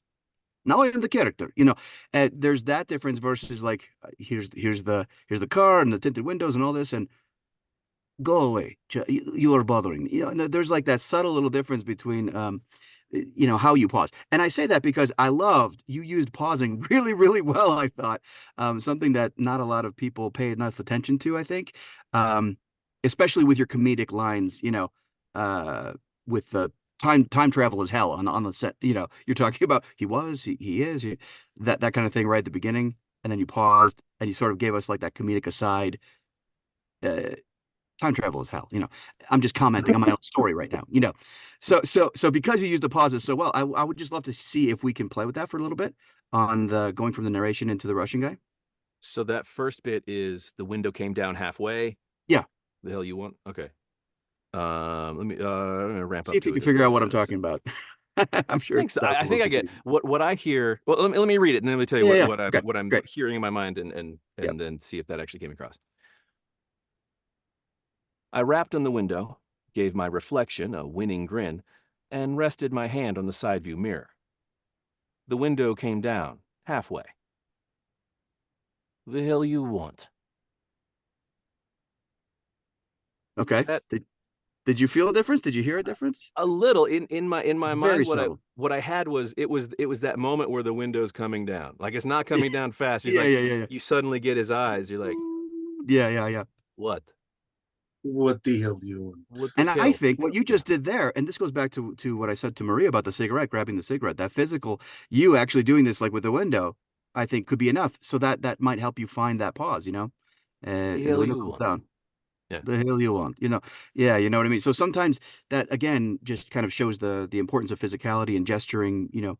We're not on stage, but all the tools that we bring with us from stage and from film, all the physicality translates into the audio. So right, whatever anyway. puts you there, Exactly. there is going to whatever help. works. Yeah. Just something I wanted to play with. So I got nothing else. That was well done. Cool. Really enjoyed it. Cool note. That's fun. Yeah, and like as a listener, obviously whenever you're narrating, you're painting a picture for the listener, right? But that pause is helping the picture that you're painting in the listener's mind to be more realistic. And that's making them feel like they're actually seeing. Does that make sense? Yeah. Yeah. If I'm seeing it, ideally they're seeing it. Yeah. And we're both taking that time to do it. Yeah. There was a note I think it was either Stephen or Sean that said it, where it was Sean or Stephen, that like we have to have this spontaneity even though we know what's next on the page. That I feel is one of my biggest hurdles all the time. So like just taking the time to experience as it comes is I feel like personally one of my biggest challenges. So Exactly. Okay, Stephen? Yeah. So when we were talking back at the beginning, you invoked Paul Allen Rubin. And in listening it to was too this, loud. Did I do too much? It was too much. No. Less. And this is kind of the point. There's a lot of catchphrases it gets boiled down to, but really the note has to do with what he means. So let's go into it the way he would go into it. In this scene, what are the stakes on a 1 to 10 scale? What are they? I think that's twofold. I think the stakes are actually maybe a 7 or 8. I think this character starts out thinking they're a 4 or a 5. Now, what Paul would say is Paul would acknowledge what you're saying, but he would say, but when you're narrating it, the stakes are always a 10. This is always important, and you hold that importance. And when he's talking about less, what he's really trying to say, and what people often miss, is the stakes don't come down with the volume, right? So it's not that this has to be big and in your, no. It's saying is you hold on to the genuine stakes while you pull back. In other words, we need your stage performance, even though you're doing it at audiobook volumes, if that makes sense. And so I'm not sure I'm following you totally on it. all right. So so what Steve was bringing up with give the pause to the character, that totally makes sense if you go back to my note the other time about being the cinematographer in the moment. The shot would have switched to the character before the voice, right? Mm-hmm. The camera would have settled in, and like you were describing, that was a perfect framing. You'd see the mirrored window come down and you'd see the face revealed. In that moment, that character who is on screen is acting in that moment the second he is on screen. Everything between action and cut, he is 100% acting. Our problem is that we are in the booth and we are reading and we might be self-engineering and we might be doing things, so we don't get the luxury of having 100% really in that moment.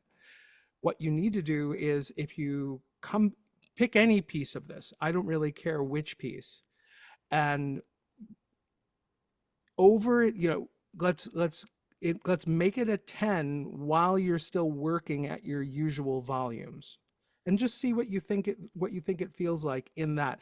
When Paul is saying give me less, he's saying give me less while keeping the stakes high. So the less is about a physical direction, whereas it's always a 10 is about the intention that goes into it. So that's sort of boiling down what Paul is often trying to get to, that people sometimes miss. Any piece of this that you like, just grab a paragraph.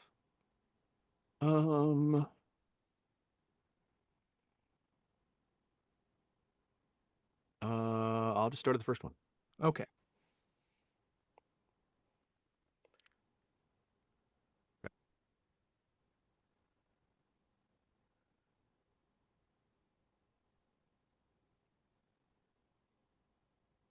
I was nearly done placing the micro cameras at various exit routes along the street and alleys. If Foster Phillips had been murdered, or was about to be murdered, time travel was hell on verb tenses. His murderer would show up on at least one of the cameras as they made their escape.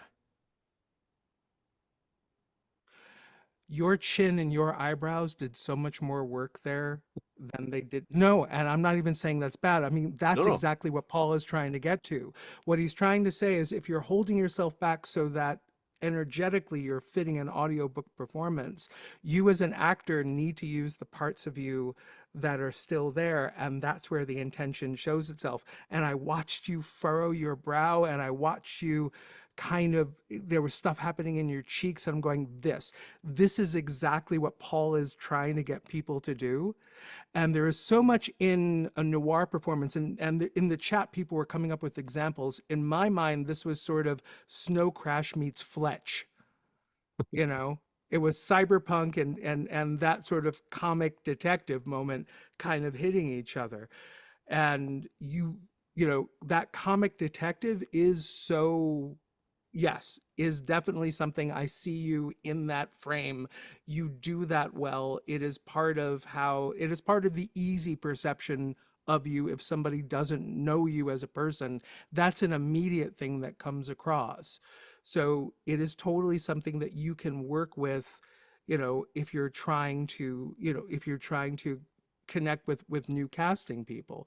Don't let yourself just get pigeonholed in that spot. But it then becomes, that's my easy in. Absolutely. Serious material with a wry twist absolutely is a place you live. But yes, since you invoked Paul, and I thought, Paul, I know exactly what Paul would do here. It kind of made sense to just sort of bring him into the moment for you. Well, thank you. All right. Finley? I mean, so much has been said and all of it is great. And most of what I have to offer has probably been covered already, but I just wanted to say again how much I enjoy your noir-ness. I mean, obviously we don't Warness. play genre and whatever. But it was so clear to me from the moment you started that this was noir, and in the most delightful way. And all I had wanted was mostly covered by Sean. I just wanted, instead of describing the car to me, I wanted to know why it stood out to you. And when he gave you that redirect, it fixed it perfectly. And then for me, I would have enjoyed, I think, a little bit more of your opinion on the other things that you were describing, like the millennials and their parents. And obviously, if you pick every single thing to be emphasized or hilarious or whatever, then nothing is. But I just thought you could have gone a little bit more in that direction. Just let us There were have opportunities. Yeah. Yeah, that's all. But really, really nice. You know I'm a fan of yours. Really great job. Thank you. Thank you very much. You're here. I actually, I think Stacy, my introduction to you as a narrator was as a listener rather than a producer, wasn't it? Possibly. I think so, because I've been I listening to that series for a long time. Yeah, this is the first book in that series, and I think he's 4 in. He's kind of stepped away. He's doing some other ones, but I think he's going to come back with at least a 5th one. So we'll see. Yeah, so I mean, you know, I'm a fan too, right? Okay, thank you very much. Thank you, everybody. And who is next? Ashley. Hi, Ready? everybody. Can you hear me? Yes. I am so grateful to be with all of you lovely humans, but my lights in my apartment are broken, so I wouldn't be visible anyway, so we're just going to see my lovely headshot. I chose to go with a dark, funny novel, and because it is Pride Month, it is an LGBTQ favorite, Promising Young Women.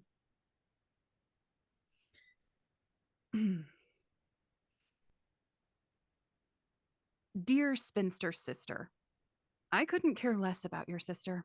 Honestly, she doesn't sound all that impressive. She's engaged. Anyone can be engaged. So she has a better, more meaningful job than you. Do you know what you have? Weekends and evenings on the couch and the flexibility to not risk a human life every time you go to work. Meditate for a moment on how fabulous a life that is. If there is one thing I've learned from answering strangers' problems on the internet, it's that people like to be reminded of how brilliant they are. It is the adult equivalent of going to see a shopping center Santa Claus. You have doubts about his legitimacy, sure, but once he's looking into your eyes and telling you that he's heard amazing things about you, you're sold. It doesn't matter that his beard is fake. Let's look at the rest of your letter. Here are some of the words that you use to describe your life: ordinary, unremarkable, failure. These are not the words of someone who is completely okay with how their life has turned out. Should you improve your circumstances? Maybe, yeah. Take a night class, or tell your mom you're taking a night class. Either will get her off your back for a bit. Also, if your friends think your sister is better than you, well, they can go be her friends. If I were your friend, I would sit on your couch and talk shit about your sister all day. I'm sure it can't be that hard to find other people like me. Love, Jolly Politely. I don't know if that's the right answer, or even the most appropriate answer. I don't have any qualifications for being jolly. Some of my readers think I'm a retired therapist, and some think she's a 14-year-old boy in disguise. I don't tell them anything.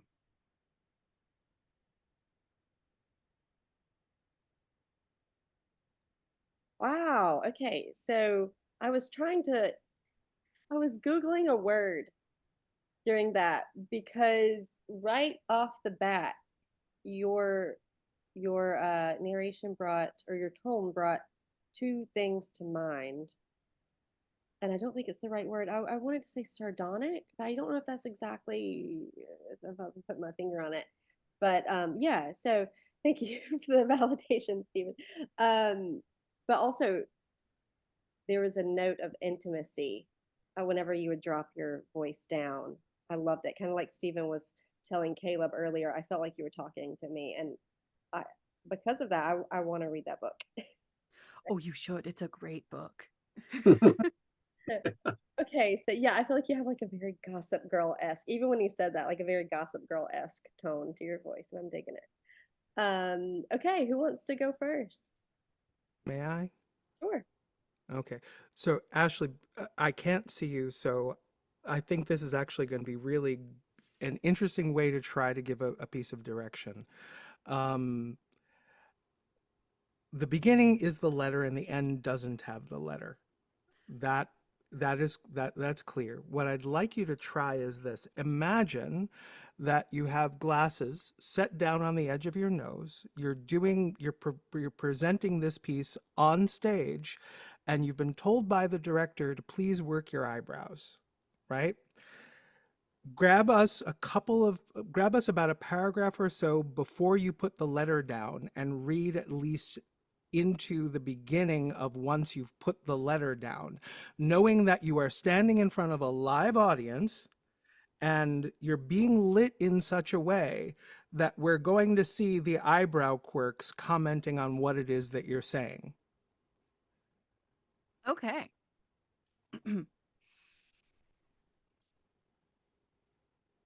Dear spinster sister, I couldn't care less about your sister. Honestly, she doesn't sound all that impressive. So she's engaged. Anyone can be engaged. So she has a better, more meaningful job than you.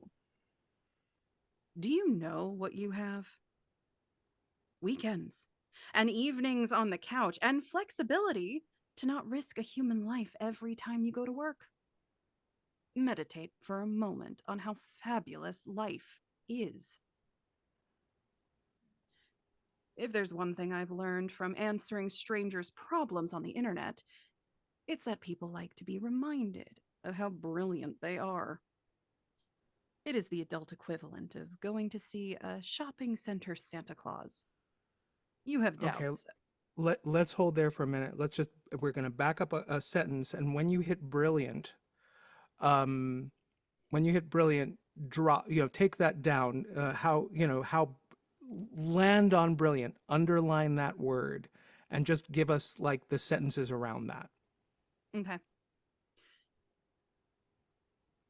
If there's one thing I've learned from answering strangers' problems on the internet, it's that people like to be reminded of how brilliant they are. It is the adult equivalent of going to see a shopping center Santa Claus.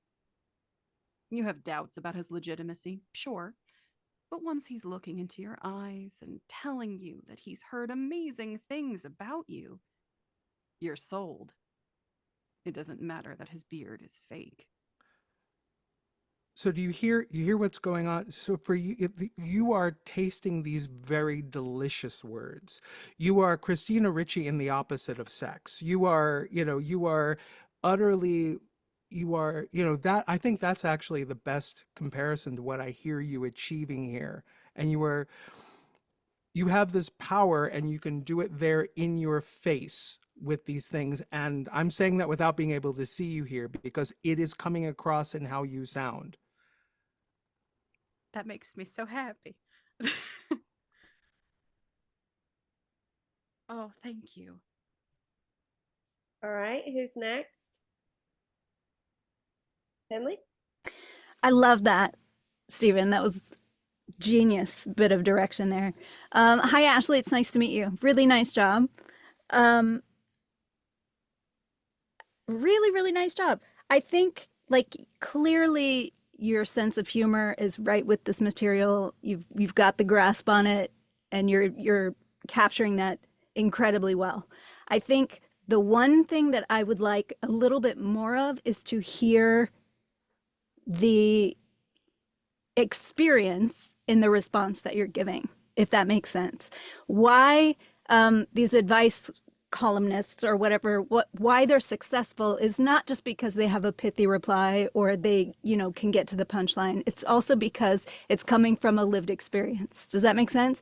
I think Tiny Beautiful Things is a perfect example of this, although it's a slightly different vein than this is for you, but it's a great thing to listen for what I'm talking about. But just as one example, like, what is your experience with that Santa Claus? I want to hear a little bit more that, like, you know what, it's like this. And I know it's like this because of this thing that fucking happened to me at a department store with a Santa Claus. Do you know what I mean? Yeah. Otherwise, I mean, that's really my only note. I just wanted a little more fleshed out point of view to capture the experience part that leads to the humor part, if that makes sense. Yeah. Really nice job, though. Thank you so much.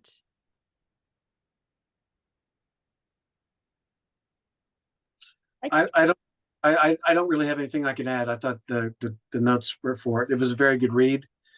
Yeah, no, the shift in tone was really going to be my note too. And Stephen was able to talk to you about that. He came at it a different way than I would, but he got the same effect. So, which is a good lesson, by the way, for everybody. We're all trying to get you to the same place to get you to a better performance. We just all have, from our own experience, just a different path to get there. But Stephen's note about, I love the eyebrow thing. That was great. That fixed the issue I had for the read. So now, Steve, Corona. Same. I don't have much to add other than I just really, really enjoyed it. And I thought, I don't even listen to this type of book, but this one I would want to hear the whole thing. Very engaging, relatable, just like what Steven's talking about, and that that eyebrow note is great. I'm like, I'm gonna steal that. Right from the start, great, conversational discovery kind of sound. You were talking about she's engaged, like that moment of finding the word that Steven mentioned before on a different note. You just did it really well, and I don't have anything else to add. These guys have already covered it, so well done. And knowing Ashley as I do, I know she ate the eyebrow thing up because she already has a very expressive face. Yeah, I have a loud face. As Jess has pointed out, my eyes may be loud, but my voice is quiet sometimes when I'm like, wait, what? So when you gave me that note, I went, oh, I can do that. I do that all the time. And if you don't know the movie that I'm referencing, totally different genre, but you need to watch Christina Ricci work in The Opposite of Sex. It's a long time back in her career, but she really owns the moments in there in a way that made me really feel your narrator in that same place.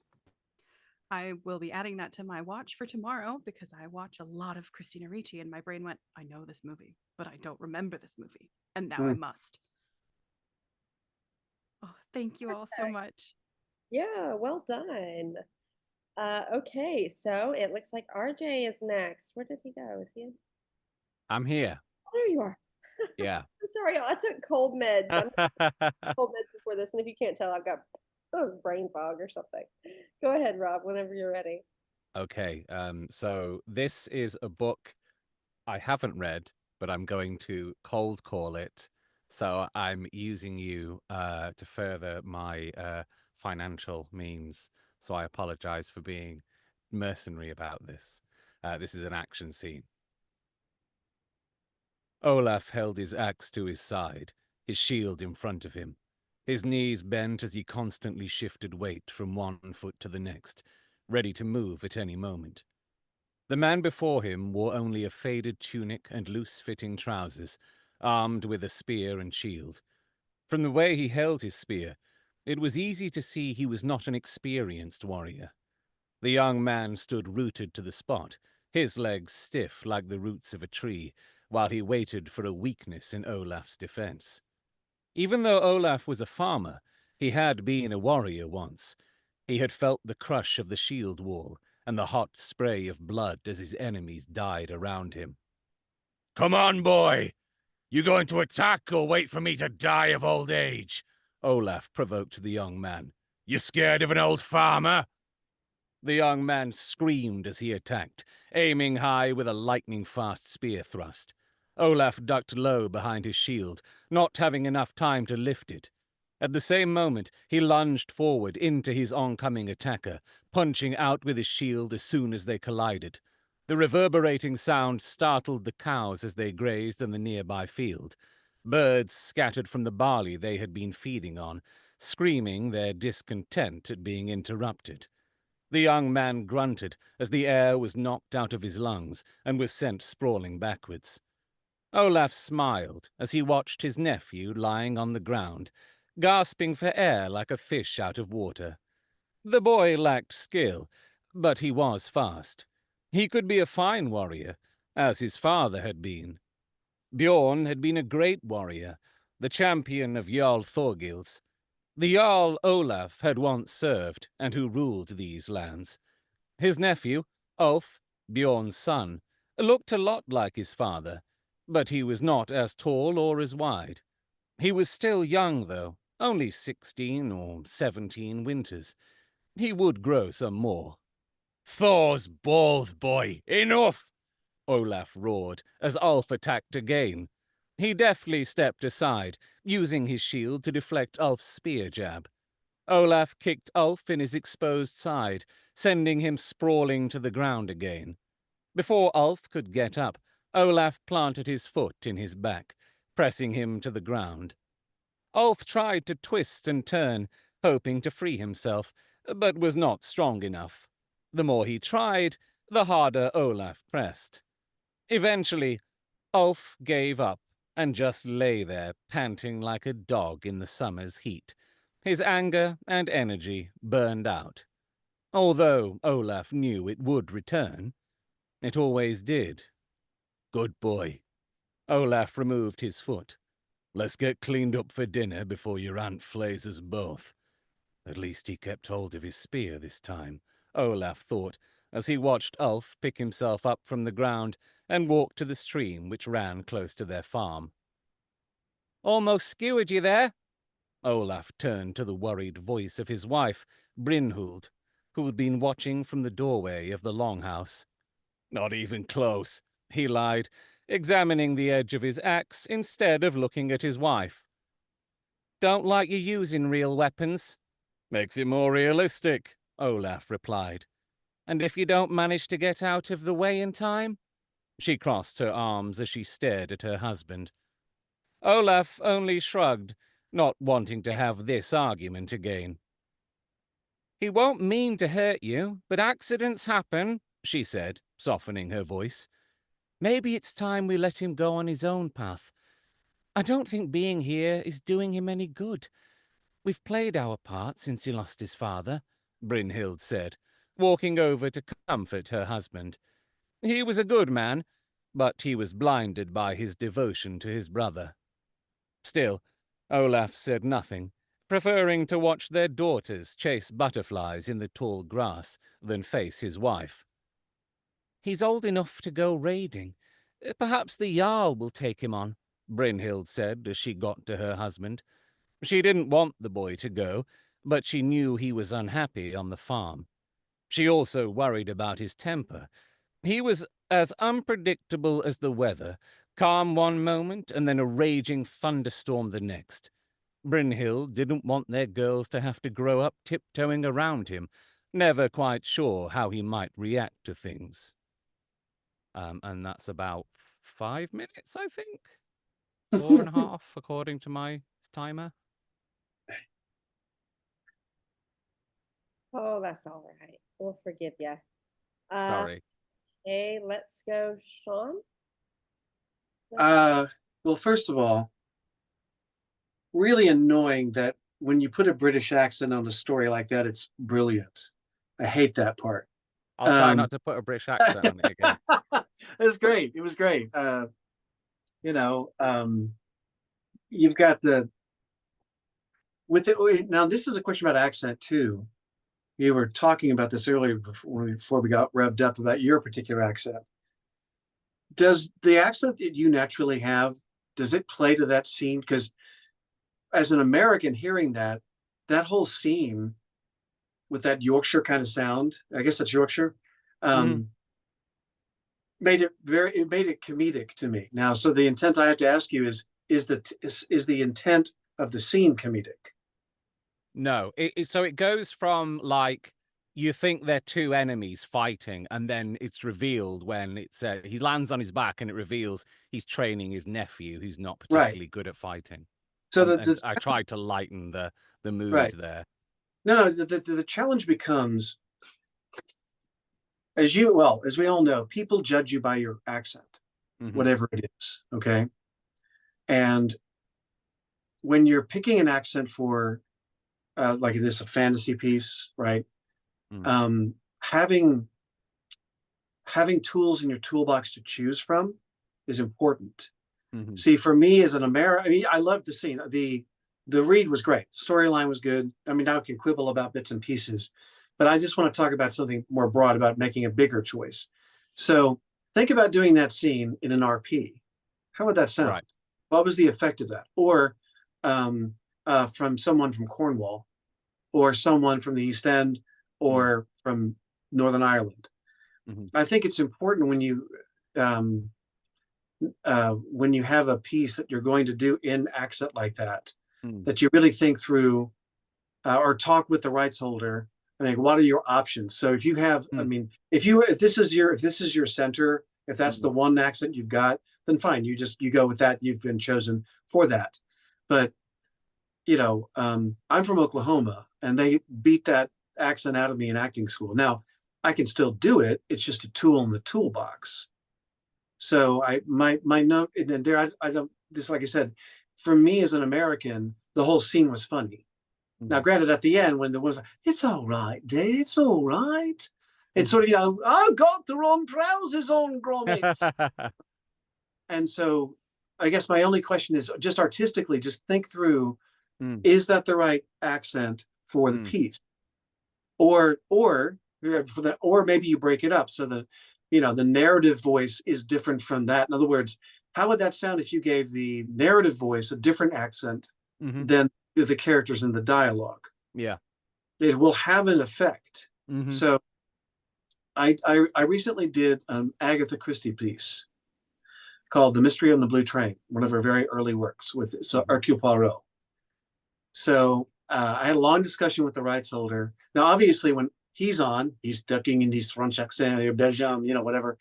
And then you had I had different classes, different people from England throughout the piece, a couple of Americans, but it's 1920s. So, they had that kind of talk like that because that's the way the style was. And then we had a very long discussion as to what should the narrative voice sound like. Should I be doing the narrative voice in a British accent or an American accent? And I said, look, and I gave them the pros and cons. And they, in the end, they wanted me to do it in this accent, the narrative. He turned around, he sat down, he turned around and said to her, "You come here, please. I want to talk to you." Right. So it's just something to consider when you're casting the voices in a piece. Okay. And how it's going to land on the audience. That's the larger note. I'll let everybody tweak around the edges, but that was my note I came with. Thank you. Could I ask you as well?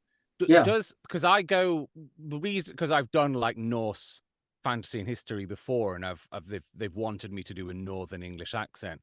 Does it come with different baggage in America? Because I kind of like bring the baggage that an accent brings. Because when you said Cornwall, to me, and I think over here, that would be like a funny accent. That would be the comedic accent. And that speaks to my point. Because this is about learning how an accent's gonna. Who's the audience? First of all, who's the British audience or an American audience? Now, granted, they're gonna have mixed because it's audible, but I'm just saying, who's the target audience for the piece? Yeah. So, and as a sort of a segue or side note, very rarely in nonfiction there are times that you can actually play with accent in the narrative voice. I did a book. I'll give you two examples. One's a figurative, one's literal. I did a book for Blackstone a couple of years ago called The Great Oklahoma Swindle. All right. It was about these sort of nefarious historical events that happened in Oklahoma when it became a state. Basically, the white men coming in and stealing all the Indians' oil revenue and land. Well, the author was from Tulsa. And I'm from Oklahoma City. My whole family's been here, part of them since before statehood.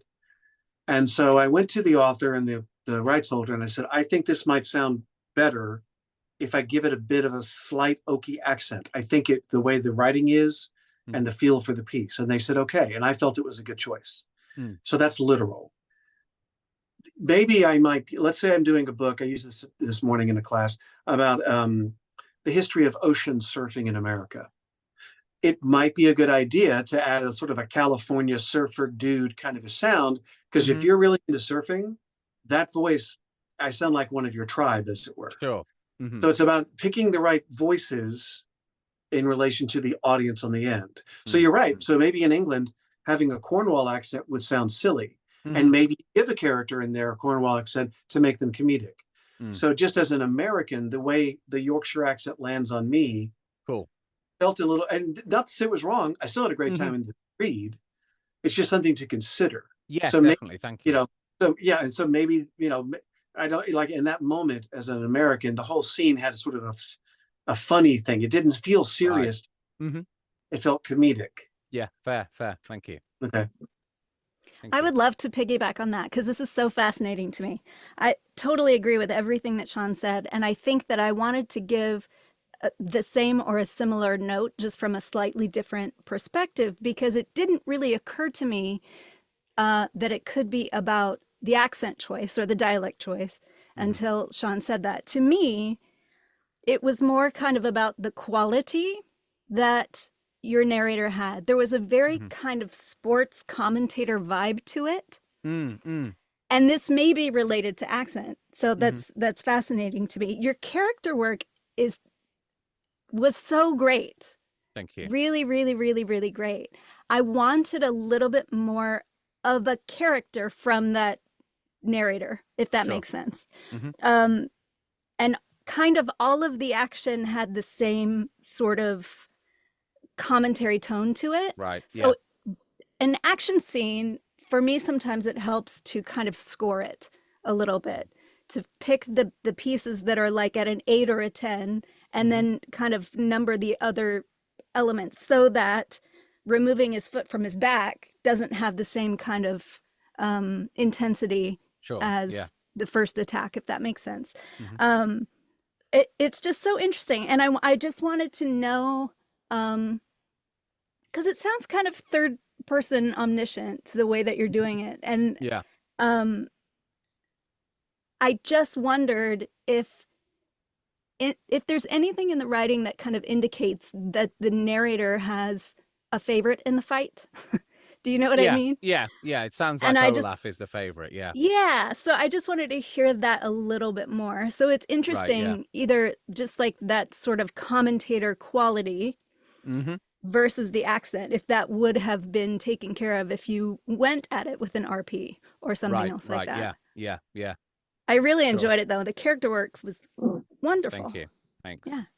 So would it's for me, when I kind of, because I bring baggage to accents, where I'm from, like Northern is like very salt of the earth. It's very, but it's tough. It's rugged. It's House Stark. Like it's, which is why I go for that. And like, would perhaps instead of, it is like, as Judith says, it's a very, over here, we use it in adverts a lot. We use that and Brummy because they're very, trustworthy accents that they're not going to lie to you.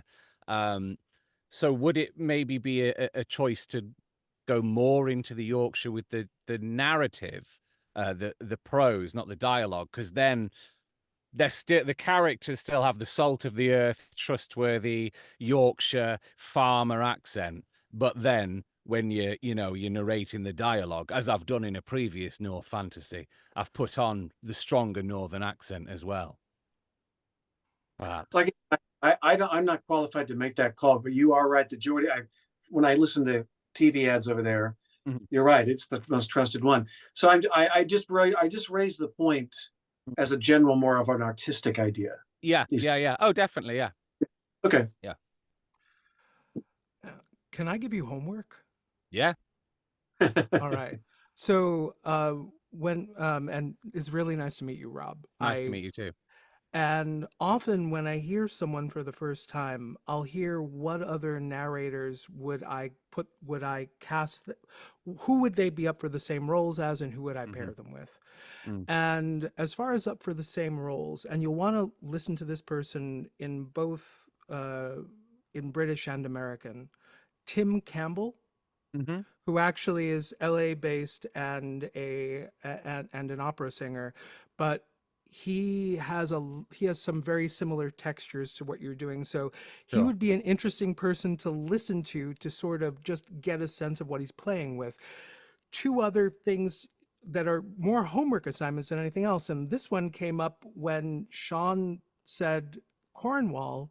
So Patricia Cornwell's husband Bernard does historical fiction. Yeah, yeah. Take a listen to the, if you can find it, the earlier recording of the King Arthur cycle of the Winter King. Okay. Because there was a lot in here that, if you can find the earlier one, I know the earlier one does it in a way that really felt very similar to what you were doing. Right, yeah. And you know, and there, yes, you're dealing with Norse invaders, because what he's done is he's dealing with King Arthur as if it was historical fiction. Are you talking about Jonathan Keeb? I might The be. narrator. I can't remember. Okay, because he's like somewhere I base myself on. He's one of my all-time favorite narrators. I feel like that is it. The third one is actually a very particular series Simon Vance did, but it is in a totally different genre. And this has more to do with spacing, narrative, and dialogue. There's a South African author, Deon Meyer, Deonmeyer, and he does this police procedural series for that author. And so the accents don't apply. But there is this thing Simon does as he's moving from internal to external, and I feel like you are so on the edge of it. So this is one of those things where, as an actor, we can consume media as both research and I really feel those three things, hearing someone who I would directly compare you to, and then that particular Bernard Cornwell series feels like there's something in the recordings there, and I really think you're right about the narrator there. So yes, if you were evoking your favorite narrator for, you know, one of your favorite narrators for me, I am really pleased. The third one really has to do with the specificity of sort of shifting from narrative to dialogue and back again as you're moving between characters. And there's something in that particular series that Simon narrated for Deon Meyer that is just very much what I feel like you are right next to this. And I can't think of some better examples to give you to check than those. Thank you. Thank you. You're right. It is Jonathan Keeble. I have that in my Audible library. Love Jonathan Keeble. All right. Steve. Yes, there you are. Yeah, I mean, of course, you know, I'm going to have to comment on the accents. My God, it was so fun. I love your voice for this, for the narration. I thought it was spot on. I immediately, from the very first line that fell out of your mouth, I was like, okay, and I'm there with him. I'm in this world. I'm buying in immediately. So that for me really helped to support, you know, the world of the story. Moving forward, oh, there was a part, I think, if I'm remembering right, where was it Olaf said he said something to, was it Ulf? His son, yeah. Well, no, Yeah. his nephew, sorry, yeah. Right. He said something to him, and then he said something to himself. And I would love to hear. Can you give me those couple lines real quick to hear Yes. the difference between when he speaks aloud to somebody and when he's thinking it, and we just overhear his thoughts, right? Okay. Good boy. Olaf removed his fat. Sorry, I've just been a really posh. I've just finished an audiobook with a really posh character. Fat. Good boy. Olaf removed his foot. Let's get cleaned up for dinner before your aunt flays us both. At least he kept hold of his spear this time, Olaf thought, as he watched Ulf pick himself up from the ground and walk to the stream, blah, blah, blah. Yeah, there we go. There we go. Yeah. It was, that slight difference. Who was it? Sean, somebody said this earlier about um it's subtle, but it's noticeable Mm-hmm. when we kind of bring that energy down. I think it was Sean, Mm-hmm. to, I'm talking to myself now, or these are my thoughts versus Yeah. I'm talking to you right now, this other Right. person in the scene. Yeah. So that was well done. Yeah. Way to take that Thank you. adjustment. Thank you. Yeah. So just something minor, but important to keep track of. Yeah. Thank you. Also, I love your female characters at the end. I was seeing them vividly. I'm like, okay, I know these people. Thank you. Nothing generic about them. I thought that you made some very great specific choices with their character voices, not just the accent, but attitude is a very important thing. The aura of these characters. When who was it? I can't remember all their names, but one of them. Brynhild. Yeah, and she spoke, and I was like, "Uh-oh, watch out, guys! She's gonna get you." Thank you. So immediately, with very little dialogue, you accomplished a lot. Well Thank done. you. Thank Yeah. you very much. Appreciate that. Thank you. All right. And where's Darcy? There she is. Hey, Darcy. You ready? I am. Sorry for the red cheeks. It's getting hot in here. Same. Take it away. All right. He's going to throw me over the edge. He's going to pick me up and drop me right off this turret. I'm never going to even get the chance to walk the parapet. I'll die being exactly what my mother's always danced around calling me. Weak. Zayden sucks in a deep breath, and the muscle in his jaw flexes once, twice. Your mother captured my father and oversaw his execution. Wait. Like he has the only right to hatred here? Rage races through my veins. Your father killed my older brother. Seems like we're even. Hardly. His glaring gaze strokes over me like he's memorizing every detail or looking for any weakness. Your sister is a writer. Guess that explains the leathers. Guess so. I hold his glare as if winning this staring competition will gain me entrance to the quadrant instead of crossing the parapet behind him. Either way, I'm getting across. Mira isn't going to lose both her siblings. His hands clench into fists, and he tenses. I prepare for this strike. He might throw me off this tower, but I won't make it easy for him. You all right? Rhiannon asks, her gaze jumping between Zayden and me. He glances at her. Your friends? We met on the stairs, she says, squaring her shoulders.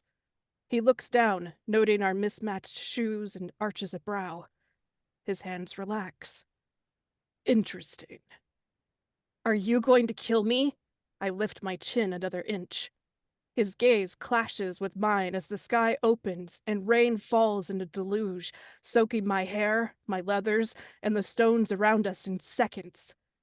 A scream rends the air, and Rhiannon and I both jerk our attention to the parapet just in time to see Dylan slip. I gasp, my heart jolting into my throat. He catches himself, hooking his arms over the stone bridge as his feet kick beneath him, scrambling for a purchase that isn't there. Pull yourself up, Dylan, Rhiannon shouts. Oh, gods.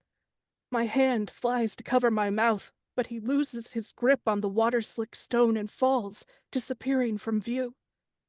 The wind and rain steal any sound his body might make in the valley below. They steal the sound of my muffled cry, too. Zayden never takes his eyes from me, watching silently with a look I can't interpret as I bring my horrified gaze back to his. Why would I waste my energy killing you when the parapet will do it for me? A wicked smile curves his lips. Your turn. Well done. You were doing eyebrow thing. Oh, yeah, I talk with my eyebrows. I love that. I normally don't watch people when they read for me, like for APA things, because one, I don't want to make them nervous, and two, I just want to have like the listening experience, like, for an audiobook. But that was really fun. Since they've all been commenting on it during this session, I was like, I'm gonna watch her. That was great. Okay, who wants to go first? If I can. Okay. Okay. So so I mentioned earlier with someone else talking about aside from pitch, using other things for character differentiation. And what if, and you could just choose a section. Well, I'm going to start with the first question. The where you're opening, is that dialogue, is that out loud or to herself? It's to herself. All right. So, because of the tension there, instead of let's deal with staccato. Let's deal with making the word shorter as you're bouncing there in order to show the tension. Also, let's think about the male voice, and let's try stretching that out instead of sitting in a place where maybe it's just because of the tension of the day, but I'm hearing the tension in your voice trying to reach down that low. And so let's explore a couple of the other tools instead of pitch to do gender, because you can play into the confidence and get more confident and get your, because that is where he is in the scene. And so you can let him take his time with his words instead of straining to put him lower. So why not pick whatever section feels easy for you to jump back and forth, and instead of placing them higher and lower, make them, try pacing or staccato and legato as a way, whichever feels better for you. And let's see what you get. Zayden sucks in a deep breath, and the muscle in his jaw flexes once, twice. Your mother captured my father and oversaw his execution. Sorry.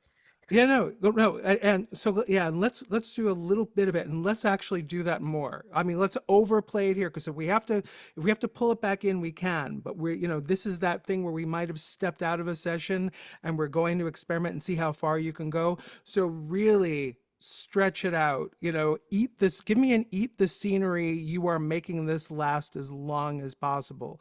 Let's hear him say. Let's hear the savor in the slowness. Okay. All right. Zayden sucks in a deep breath, and the muscle in his jaw flexes once, twice.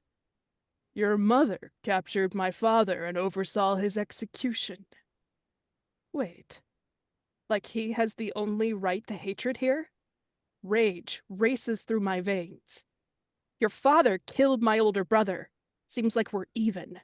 All right, so let's do the same thing again. And when you move back and forth, let's bounce off of her words. Let's have her go, wait, and then give the long space in there, but make her words as short as possible. So in other words, he is really long, and she's there in 16th and 32nd notes. Her brain is working so fast because of what's going on. We can hear her think her way around him by the speed of her thoughts, if that makes sense. It does. I'm a former musician, so yes. Got it. Cool. Got it. Zayden sucks in a deep breath, and the muscle in his jaw flexes once, twice. Your mother captured my father and oversaw his execution. Wait. Like he has the only reason to hatred here? Rage races through my veins. Your father killed my older brother. Seems like we're even. Hardly.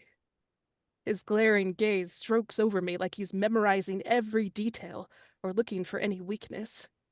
Your sister is a rider. Guess that explains the leathers. Guess so. I hold his glare, as if winning this staring competition will gain me entrance to the quadrant instead of crossing the parapet behind him. Either way. How did that feel? Much better. Right. So yeah, so we can deal with pacing, we can deal with pitch, which a lot of people jump into, and it's those other things that we can play with in order to do that character differentiation. And I really feel that if you are physically comfortable, let's pretend this is a 27-hour book. I would not want to hear you struggling to get his voice down that low for for a 27-hour book. It's usually much easier. Allergies got me really bad today. No, I got it. But and so if for this project it's not a thing, if another project you go, ooh, wait a minute, I've got a fast talker here. Like if that comes up the next time you're prepping, then this was worth it. Yeah, very much so. Yeah, I just want to piggyback on what Stephen's saying. We have melody, rhythm, tempo, pitch, volume, and accent to play with, right? And you don't, because you're going to grind your voice out. You're going to grind it out. So one of the things that when I grew up working in the theater, and so when you learn an accent for a play, one of the technique I learned is you would go around and you would read, like neutral copy, not even your text, in the accent, and then you would talk and just riff on it, right? And the idea is that if there's a character voice you're trying to hone in on, practice that outside the booth, and not even, like you said, not even with the dialogue in the book itself. Read a paragraph in that character's voice and take your time with it. One of the hardest things for my students, and for me when I first started out, was having a character who spoke slowly. You killed my father, and I am here for revenge. Or what? We want to keep going. We just want to keep going, right? But not everybody speaks that way. We all know someone who speaks at a slower gait. And sometimes, and like Steve said, if you just have one good vocal modifier, it takes care of everything else. So you don't have to grind your voice. We just know that the guy, your pitch went down a little bit, and this guy has a slower tempo that he's a cadence he's speaking at. So like, for Jess, I've been doing this science fiction series, Marines in Space Fighting Bad Guys. And so I pick a certain ones, and I just they're all guys about the same age, and they're all military. And so instead of trying to, overdo it or try to hone in, I'm just picking one thing that'll help me. And like I said, one of the most challenging ones is pick a character and make them speak slowly, right? And that could also be a woman too, even though women tend to speak more quickly. There's a broad generalization. They tend to speak more quickly than men. But when you slow down, you don't have to press as hard to let us know that's the character, you see? So that's just one thing you did. You just did one thing different, and now we know. And that's all I need is the listener to know who that is speaking. You don't have to make it a multi-layered voice necessarily. Just pick one thing. I like sometimes these. Every time I hear a good fantasy, I'm like, oh, it's like Game of Thrones all over again. Well, think about all those different voices in Game of Thrones, right? Not only the British accent as aspect of it, but just the melody, rhythm, and tempo of the different people speaking, right? And that's a good clue into. So if you didn't see it, if you only listened to the TV show, you'd still understand he's speaking along those parameters. But yeah, so I just want to reinforce what Stephen said. That's all.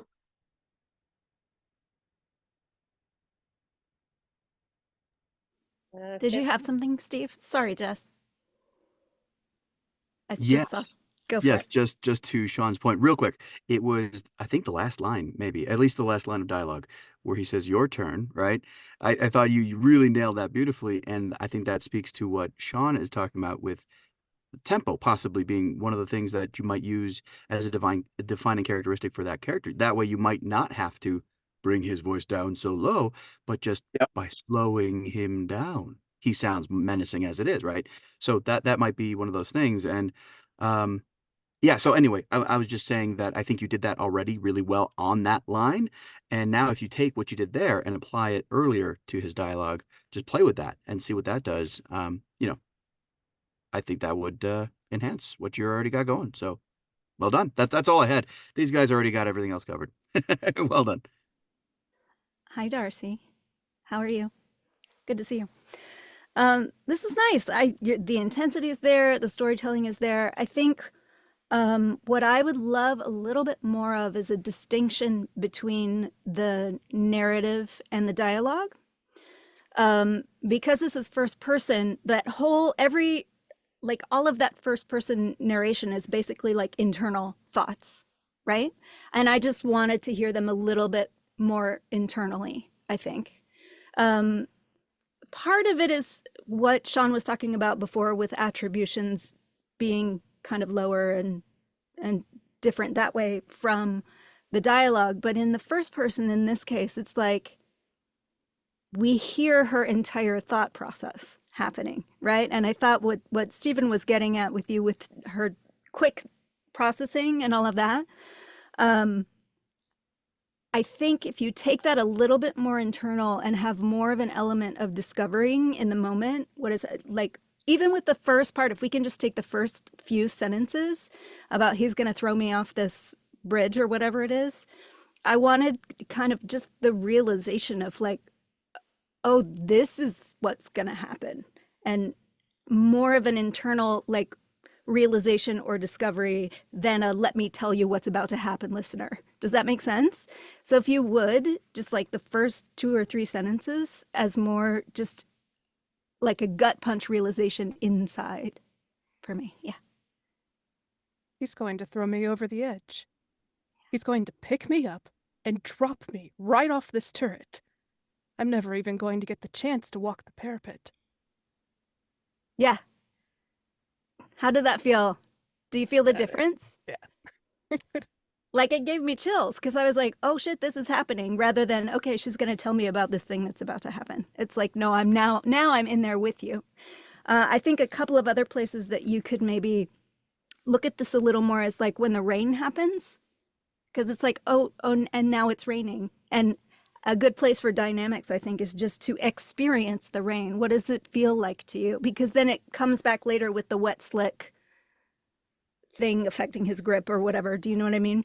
So just taking that moment about like in the middle of all of this rain is happening or this wind is happening, and give us just a little bit more internalized how you feel about it, I think is all. But I think what you just did in re-grabbing those first few sentences was right on the money. That was great. Cool. Thank you. Agreed. I almost got chills too, Finley. I love it when you can just hear the difference. You can hear the click immediately. That's amazing. Well, that's it for our readers. We've lost half of our audience. We started losing them when I said that this was recorded, and I guess everybody had to get back to the booth. But you need to offer a giveaway at the end. You see, a little bait on the hook there. Bait on the hook.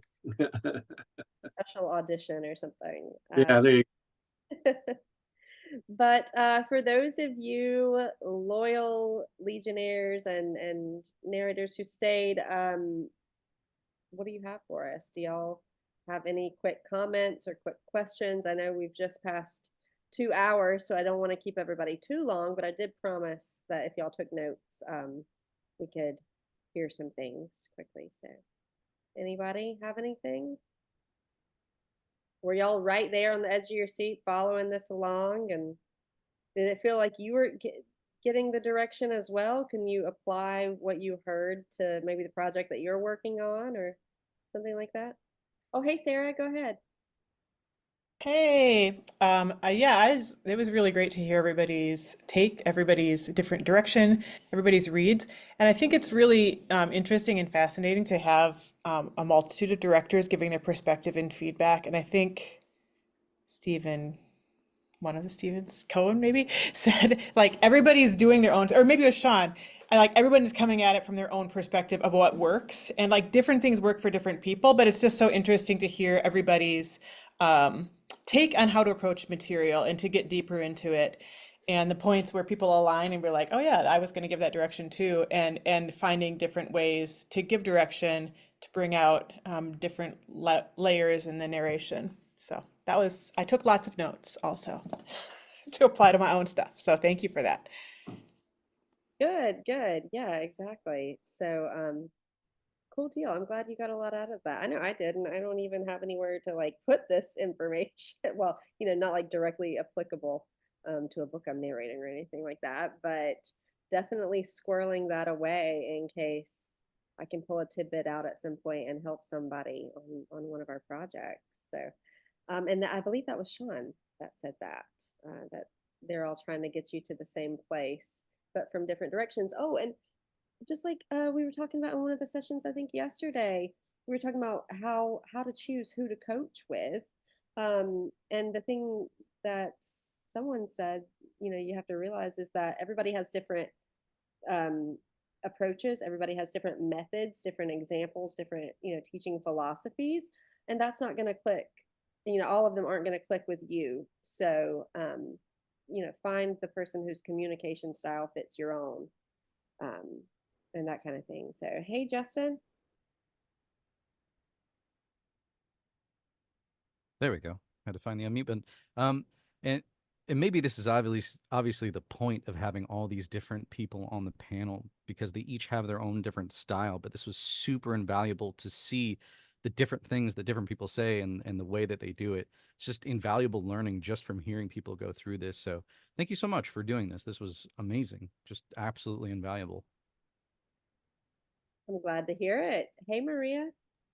Hi. Yeah, I echo Justin's words, and I also, it really drives it home how the learning never ends in this business, or this vocation, however you feel about it. It's a passion, and it's ever evolving, just like life, and as we are. And so it's it just never ends. It's like this pot of gold that you can always get up for in the morning. So it's just I'm thrilled to be able to have connected with all of you and got the feedback I did today, and had this opportunity to feel what it's like to read live like this. And yeah, it's not personal. It's about life and expressing life in all its forms and variations. And so, yeah, thanks, Jess, for putting on this terrific week. It's been an incredible golden week of insights and learning and opportunity. So thank you very much. And thank you to every single, and Stephen and Steve and Sean and Finlay. It's just lovely. Thank you. Yes, thank you so much, y'all. Amazing. Just I'm filled with so much gratitude that y'all even wanted to or were willing to do this for us. Hey, Steve. I just want to say thank you also, Jess, for putting this together. I had a lot of fun as one of the coaches giving feedback, and I learned so much from my other fellow coaches. I was like, ooh, squirreling that note away. And Maria, it's fun for me. Maria is one of my students. It's fun to see my students hearing what I've been telling them all along, confirmed by other coaches. And now she's like, okay, all right, I guess. Yeah. I heard it every step of the way. Stop it.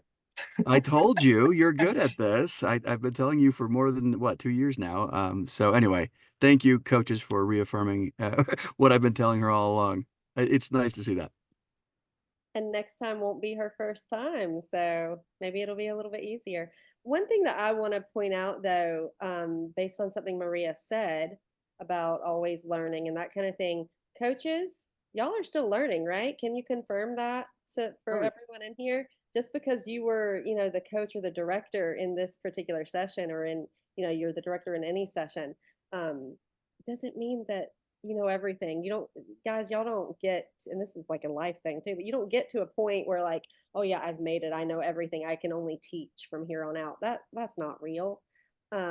These guys probably ask each other questions and for tips and stuff like that. So yeah, and one day the tables will be turned and y'all will be up there, and I'll be coming to you hat in hand saying, hey, would you please be on this panel, as the director?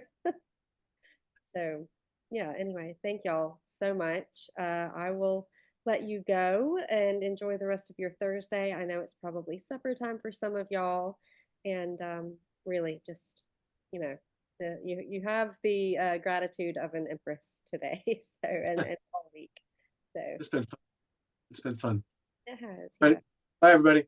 Thank you, everybody.